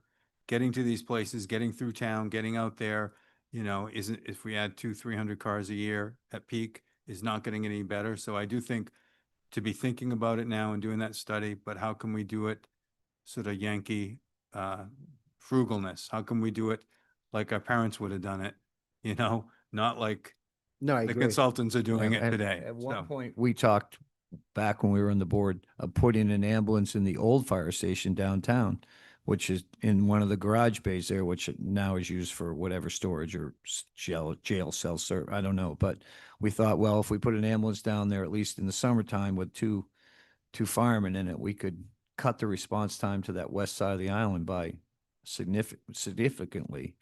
I mean, you guys get the advantage of using your sirens and lights. We don't. The rest of us have to just slodge through it. So I'll tell you what, though, even with the lights and sirens, sometimes know. people don't have anywhere to go. Yeah. They can't get out of the way. So it's a problem. But I think looking at the numbers and the call volume and where we're going, how often and how long it takes us to get there is really going to be informative to making whatever decision we end up making.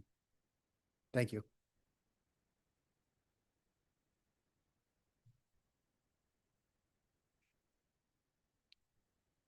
Okay, the next one is. I think Go. the police chief would like to say something. I don't know if you want that question answered or not, but we have a slightly different operation because once our officers go out on the street, they get in their car and they're out roving around. We do have them geographically assigned to different areas across the island. So our response times are probably a little quicker, although in fairness, they get called to when we run out of resources. But it would be interesting to consider in that study a look at our response times as well. Madam Chair, I'm keeping a tiny eye on the time and I don't want to interrupt Rick, but the next item, employee housing Orcoa, that is another item that we are hoping to update you on at the September 30th meeting. So maybe just skip that one for now. Yep, that's fine. Okay, I was just gonna say about it was that the placement in the plan of this particular project is a result of the select board housing workshop that we held last 6 months ago. Okay, moving Yeah, on. I think on the 30th, we'll flush it out a lot Yep. more. There's a lot of detail to talk about with that. As well as 39 or 37 Washington, right? The house, Yep, 37 Washington. Yeah, that's 39, sorry. 39 Washington. Sacajah Pond Living Shoreline Construction. Can someone explain what this is?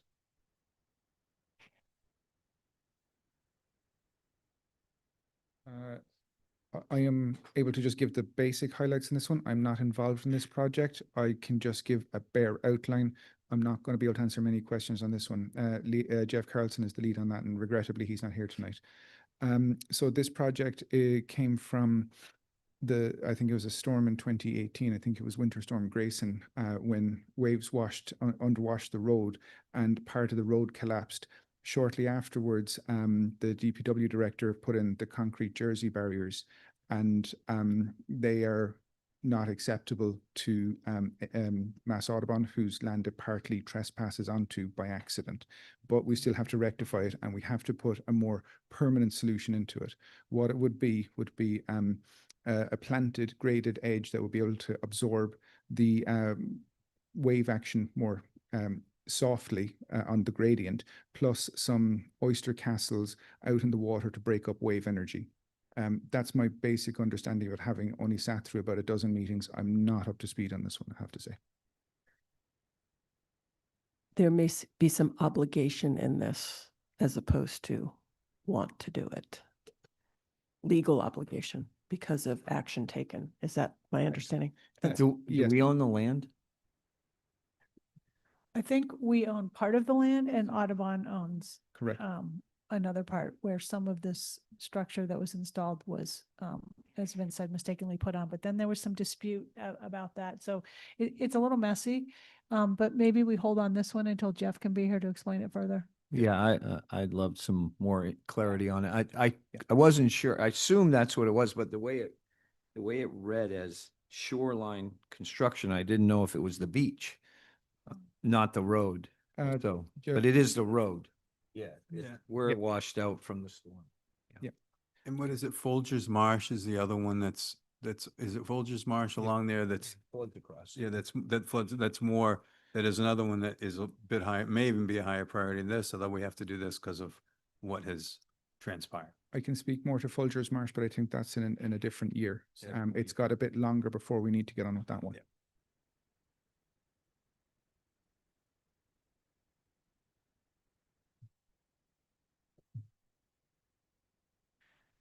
Okay.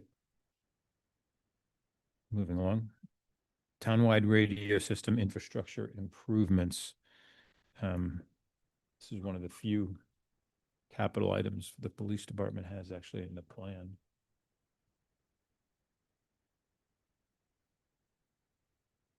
Thank you. I'll speak to this just very briefly. The deputy has much more knowledge about it. So if you want technical information, he's going to be the one to answer that. But in general, I noticed this was ranked low by many of you when you looked at it.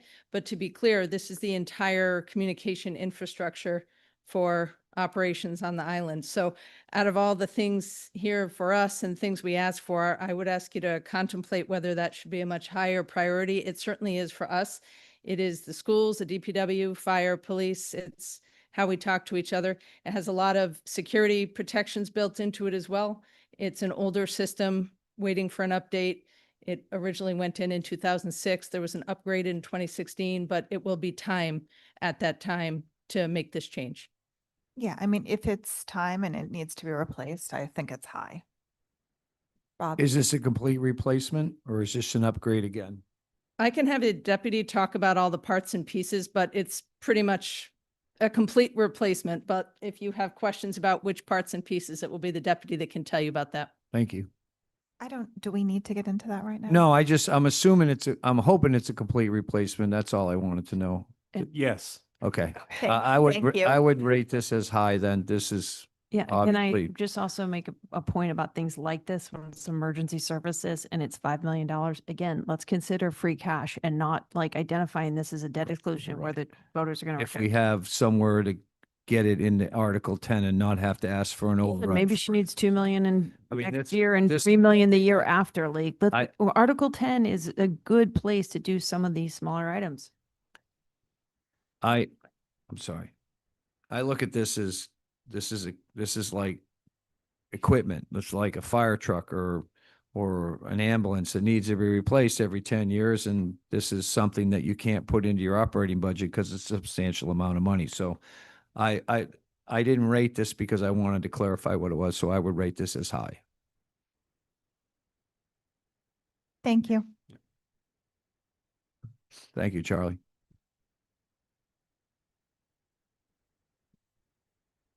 Okay, new senior center, I don't think we need to talk about No, that I one think- anymore. I think that's a hold for now. Okay, so 2030. Gonna keep going? Okay, Yeah. okay, Vince, please come back up here. Steamboat Wharf Resilience, $120 million. I think it's the same things we said about. This, yeah. On this road again? So this is largely, Vince Murphy again, this is largely on the Steamship Authority, but just in case we have to hold something on our balance sheets, just in case, that's the purpose here, much more straightforward. So we're talking about the steamship wharf. Yeah, If- SSA wharf. Imagine if we have to partner with, yes, for their wharf. Yeah. But imagine if we have to partner with them at some point in the future, and we might have some part of the ownership of that project Yep. because we need them so much.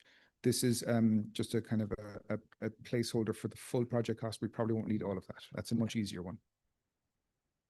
I'm going to make one small comment. It's not derogatory, Vince. It's, if we are ever going to partner with the Steamship Authority to build their wharf and we're going to spend $120 million, we better get something out of it than just paying $400 every time we got to get on the ferry. You know, I can't pull my boat up there and unload without a friggin' 16 permits from them. So they should start giving the town some stuff for free. Like when Drew needs a barge of gravel, he should be able to get it there and not have to pay for it. Things like that. If we're going to give them money to fix their dock, they should give the town something back in return. And I always forget this one, and I keep having to remind myself of this one. There's a couple of parcels of land plus the access roads that the town owns in that area. There's one parcel kind of by the north dock that we own. So we do have some small amount of ownership in this area too. But the full figure is an estimate for what it would take for all of it. But like I would imagine most of this would fall on the steamship, and we will have potentially some small amount, but we're a ways away from this one. And just the steamship is us. We're gonna pay one way or the other. We're either gonna pay on our tickets or, you know, and I'm not suggesting we pony up 120 million. But I think we're gonna, you know, unless the state steps in and takes it over in some manner, we're, you know, the way it's run, it's all on us. So anyway. I just want to propose that we have a separate meeting with Vince and Jeff and everybody for all those projects combined, because then I think maybe we can drill down a little bit more about prioritizing from within. And then you can look at the bite size of each project for us. Not to take over from Rick's job at watching clocks, and I can make the next one pretty easy too for the dune restoration, if you don't mind moving on to that one, for the wastewater treatment plant. That is an area that's in severe trouble. I had a tour group I took out there yesterday, and we were standing on top of one of the filled beds that is even smaller than it was a couple of months ago. And normally beaches grow a little in the summer. One of the beds is now very threatened, but it's also the one that's been filled. A couple of the other beds are going to be threatened in the near future. The erosion there is pretty severe. We've got a bunch of state monitoring, but we also have our own town monitoring stations at 3 different points. And there's something after changing, I can't explain it with the Maya Comet Rip, that is just pulling sand out of a couple of these areas. Myself and David Gray have been noticing this and recording this for years. This could be another one that might be phased, whereby we replace some of the soak-away beds by going inland a little bit to maintain the facility where it is, and looking at a parcel of land to the east where we could move 1 or 2 beds. And then we have to put up some resilience on the front side of it. It's an entirely town-owned parcel. So if we could do core logs or some other dune restoration with some kind of solid structure in the middle, with that could make it more resilient to storms, then we could have see less sand pulled away from this area. Where this is one of those lovely ones where we're actually getting really good traction with the state for permitting. This one could actually go pretty quick. Yeah, my concern there, I put relocate as a question mark. I want to make sure we're looking at everything. When we talk about a dune restoration, they're talking about sort of hard armoring with a bunch of sand on top is sort of what has been recommended. But what isn't really, we have to think about, we're talking what, 38 million to do it, but then there's X amount every year that you've got to keep putting sand on top. And so is there another way to do it? Or should we be finding somewhere, mid-island near the airport, higher ground? And would it be cheaper long-term and a better solution to move it? And so I just want to make sure that we're looking at that angle. I have a map at my house of that area. It's, from 18 something, it's 500-600 feet, 1,000 feet different. And that's been happening there since way back. And so I'm not so sure that moving it inland, one width of one is going to do it long-term. So I hope that we're thinking long-term for that whole process. Briefly to answer that, yes, we did have an alternatives analysis. From memory, we couldn't even identify a parcel of land where it could move to. Not saying that we couldn't in the future, but at the moment, we can't even find free land for housing, which is an equally large crisis. So it's a big site. I can't remember exactly, but just by looking at it on maps, I think it's somewhere in the order of 30 or 35 acres. It's big. Show me another 30, 35 acre site that's free. Don't we own the land to the west towards the pond? Didn't we take that all years ago with takings? We can come back with a map to show you specifically because there is a conservation restriction on part of that, which we can't do anything with. Well, I think these two beds are going to have to be relocated. I mean, that's the reality of it. And, There is room on the site to relocate, I think, to Correct. the beds, not So- much more than that. Exactly. On the north side to the west of the buildings within the fence line, there's a big area that currently stores like piles of sand and aggregates and gravel and whatnot. We could fit one or two beds in that area potentially. And then outside of the fence, to the other side, to the east, towards Surfside, we could potentially fit one or two soakaway beds there as well, potentially. Now, there's a bigger permitting challenge with the ones outside to the east. It's not as insurmountable as the conservation restrictions on the property to the west. I understand all that. I just think we need to start the permitting process now and not so much worry about doing restoration. Yeah. I mean, we can do what we can do in the dune, but when you hard armor that and then cover it with sand, the problem is you got to find a place to get the sand from. Correct. And if you're going to pump sand from offshore, that's different sand. It's not the same. It liquefies. It doesn't stay there. One good storm, it's all gone. And an interesting fact that everyone doesn't realize is that, remember, was it 1 or 2 winters ago when we had a big winter storm, big northwester, and a wreck was exposed on the South Shore, and they went out and they took pieces of it and they identified it as a 100-year-old wreck or a 125-year-old wreck.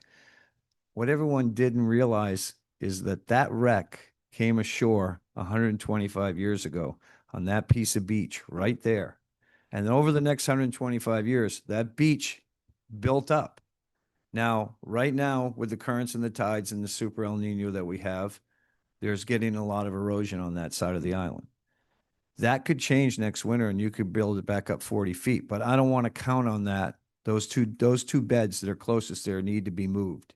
That's the only, Matt is absolutely right. Relocation is the only solution for that. We can try to slow it. There's old fashioned ways that we used to do it for years where you put in the snow fences and you let the sand build up on it and you plant beach grass and it does work. I mean, one of the things that I notice all the time fishing in front of Sankaty is that there isn't as much erosion in front of the geotubes on that bluff because they vegetated that hill above the geotubes. And most of the erosion, I'm not saying this is what happens at the sewer beds, but most of the erosion on Baxter Road is caused by wind and rain because it erodes it down. And for years, no matter what we told those people up on Sconset to stop irrigating your lawns, they kept irrigating their lawns and all that water would just run out through that bluff and take it away. When they finally stopped irrigating the lawns, the erosion slowed down on that bluff. But that section of that beach is so alive that one year you could build up 40 feet and the next storm you could lose it. So I really think we need to move those. As far as hard armoring that and then covering it with sand, that's a whole nother discussion that needs to happen, because if we're going to do it here, they're going to want to do it in other places, and you don't have a place to really get sand. And if you start trying to mine sand, everyone wants to do it as close to shore as possible, but when you start pumping the sand from offshore, it changes the whole benthic community offshore. It sterilizes the bottom. You're going to have a whole nightmare of complaints from the fishing community and the boating community in general. So this would be one that I would say that we could do as much as we can, but we need to start thinking about moving those couple of beds. Yep, that's definitely on the plan, and appreciate the history on that too, because I got to see that in real time as well when that boat exposed, and that wreck is now gone. It's come so far in. We lost over 50 feet in one storm. It was March of last year, no, February of last year, excuse me. And that wreck that was exposed suddenly vanished. I hope some of it's still there, to be honest, because it was a great marker. But you're dead right. Something could change offshore and it could start accreting up and building up sand again. But, you know, wishing and hoping doesn't get you anywhere. Right. Yeah, That's I would like this, I want us to be thinking 30, 50-year time frame on something like this. You know, short term, we can move a couple of beds, et cetera, but we should be thinking, you know, what is the town, you know, how is the town going to be dealing with this 30 years from now, 50 years from now? And I think that's why I want to make sure that we're looking at that. And that's, I think, you know, it's hard to do. You know, we don't know exactly what will happen. We know so anyway, this amount of money in this location, I'm just not sure it's a winner. So.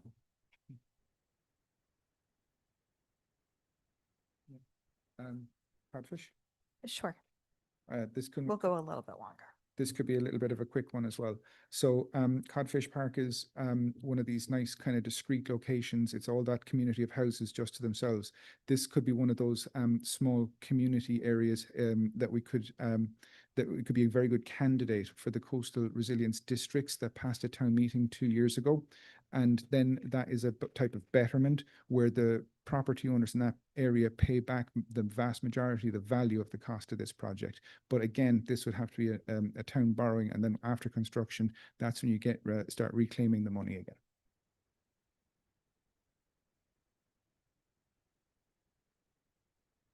My only question is, where's the sand coming from? You know, if it's offshore mining, then we have a whole. That's the $1 million question, Bobby. I mean, So the offshore mining is a massive question, but we do have another advantage, and I hate to cross projects.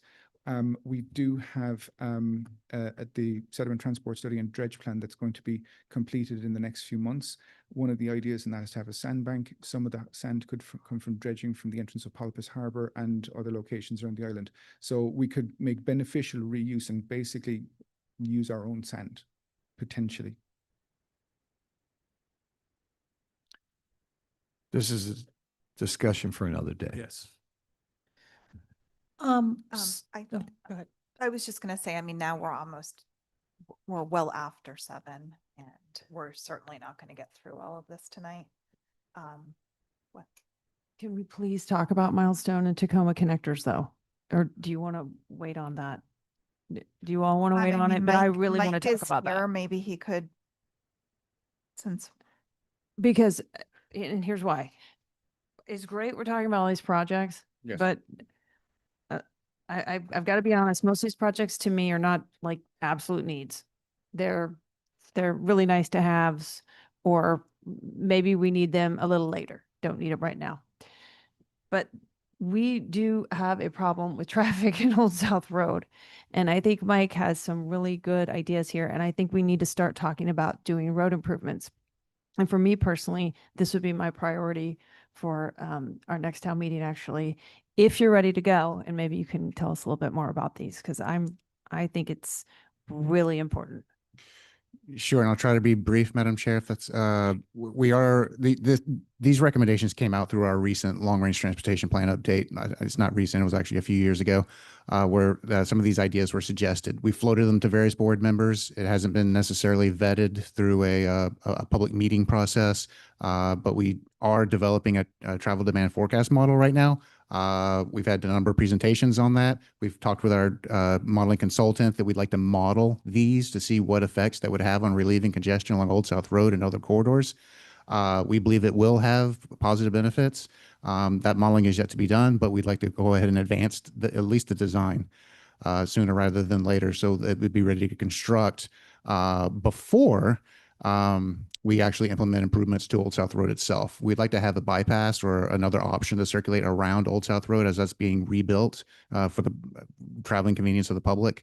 So it's just sequencing wise, it kind of makes sense to start that sooner rather than later. And just staff believes that it will be beneficial and have good bang for the buck as far as an improvement to traffic congestion in the area.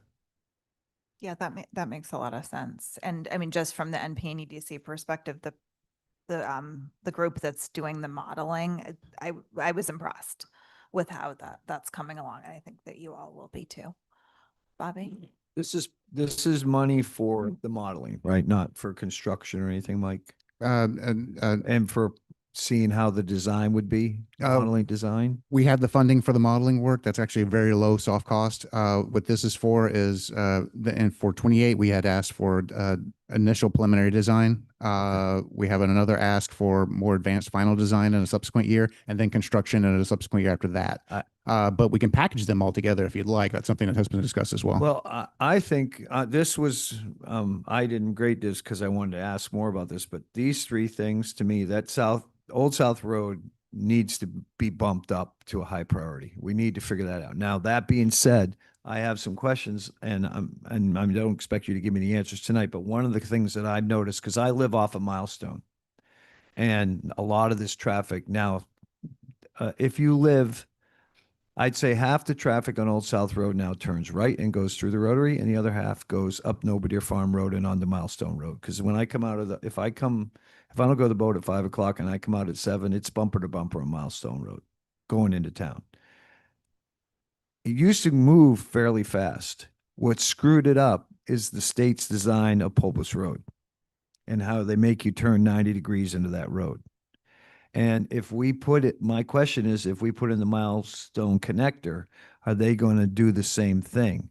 Because now you're going to have the same type of problem where you've got cars that want to turn one way, and I guess they did it to specifically slow people down. But I'm just waiting for the first major accident there, because the way it's designed, people are flying down that road coming from Sconset, and then the car is turning. And then you've got cars dumping out into it, and it's just not I would like to see the design, or hopefully we can get a better system. I mean, I'm going to get a lot of hate mail for this one, but at some point here, this is where we're going to end up with asking for the first damn traffic light, because it's just gotten to the point where it's the only thing I think that's going to fix it. Yeah, roundabout would work, but roundabout at Nobodere Farm, Well, roundabout there, maybe. I think don't know. Mike can tell you a little bit more about what he's thinking to help with the Nobodere Farm Road and go for the stop sign. Amelia Drive, you're going to pilot going one way that fall. And these two things, to me, this just feels like a plan that's coming together. And that's why, to me, this is my number one for next year. And I agree. I would bump this to a high priority and bump this up in the key chain as to getting it done, so that we don't wait 5 years to fix Old South Road. Maybe we could have this be a standalone agenda item to have you go into some more detail. I think that might be beneficial, especially to go over the model at some point. I'll work with town administration on finding a date for that. Perfect. Also, a Thank you. few years ago, the public was not really ready to consider sort of a grid pattern and connecting those roads. They fought us when Richmond happened and didn't want. They are now realizing that has to be connected. And I've been saying for years, from North Liberty Street to the airport should be an urban design and connection. And that's what some of this is beginning to do. I didn't put in, and I had one way for Amelia. We can go one direction on Amelia and another way on Young's Way and connect it and go back and forth. And that would do a lot to connect a lot at not a lot of money to do this. So this is why I think there's a few places that we need to have roundabouts, but they're pretty expensive. Maybe some of this is just connecting some of these streets and improving them. So And turning lanes are. yeah, helpful turning too. lanes and Jill? on-street And parking. I, doing. and I also want to recommend that if we can, Mike, and if you think you'd be ready, that we combine it all as one.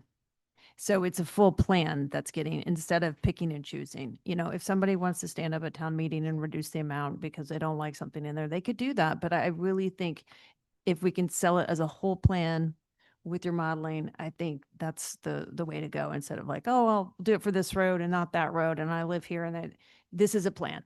That's why I like this. Yeah. Thank Yeah, you. Just to be clear, Madam Chair, are we talking about a portfolio of improvements that include like the Milestone, Old South Road, Tacoma, all the above? All of it. This whole side. And I didn't come Your here to time spend has money, by the come. way. Mike, your time has come, finally. Very good. Happy to hear it. Madam Okay, Chair, I think yeah. I was just going to suggest that, I know we want to wrap up. At next week's meeting, we had an agenda item. Well, I guess we don't want to do this anymore because you won't. I'm won't be trying there. to keep next week light because I can't be here and I Yeah. can't even be online. Okay, I was going to suggest that maybe we were putting off the fiscal 28 preliminary budget projections to September 9th. I was going to say maybe we could fill it in with this, but I forgot that you weren't going to be there. So maybe we have this tentatively next on your agenda for September 16th. We could do that. If there's room on the agenda for the 9th, maybe we just do a half an hour more of this so that we can just keep it moving. Yeah, why don't we put it at the end and see if Okay. we have time for it? And We're pretty far along in it. yep. Brooke? It feels to me, now that we've been in this, that it's sort of subject matter groupings rather than years might be helpful. So coastal resilience, as you were saying, Jill, and then Road and traffic. Yeah. Things to address traffic. Municipal facilities and housing as a bunch. I mean, I do think that we need, and we could just do this as a standalone agenda item, is a discussion with the school about the potential need for a new school, because that's huge. I don't, at this point, we won't do that tonight.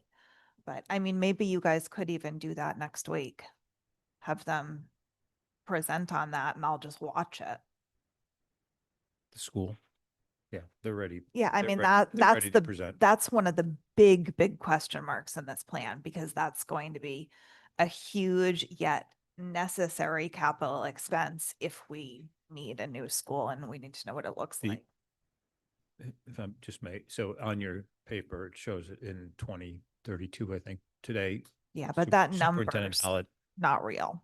Superintendent Hallett asked me to update it to $200 million and 37. So I just haven't. In 37? Yeah, just couldn't change the document in time. Okay, okay, so it's pushing out quite a ways. So maybe we don't need that right now. If I may, through the chair, I'm here. Yes, please. Hi, Beth. Hi. So, we 2037 would be the very last, very farthest we can go. We do feel much more urgency and would like to put it at 2034. Okay, so would you like to have a standalone agenda item to go over the need next week? That's up to you. If you would like us to talk I mean, about it if now, you're we can. okay If you'd with like to that, wait, and we can come back. I can't be here, but I would just love to watch the presentation and I can follow up with questions. Okay, that would be great. Motion to adjourn? Second. All those in favor? Aye. Aye. That carries unanimously. We weren't even.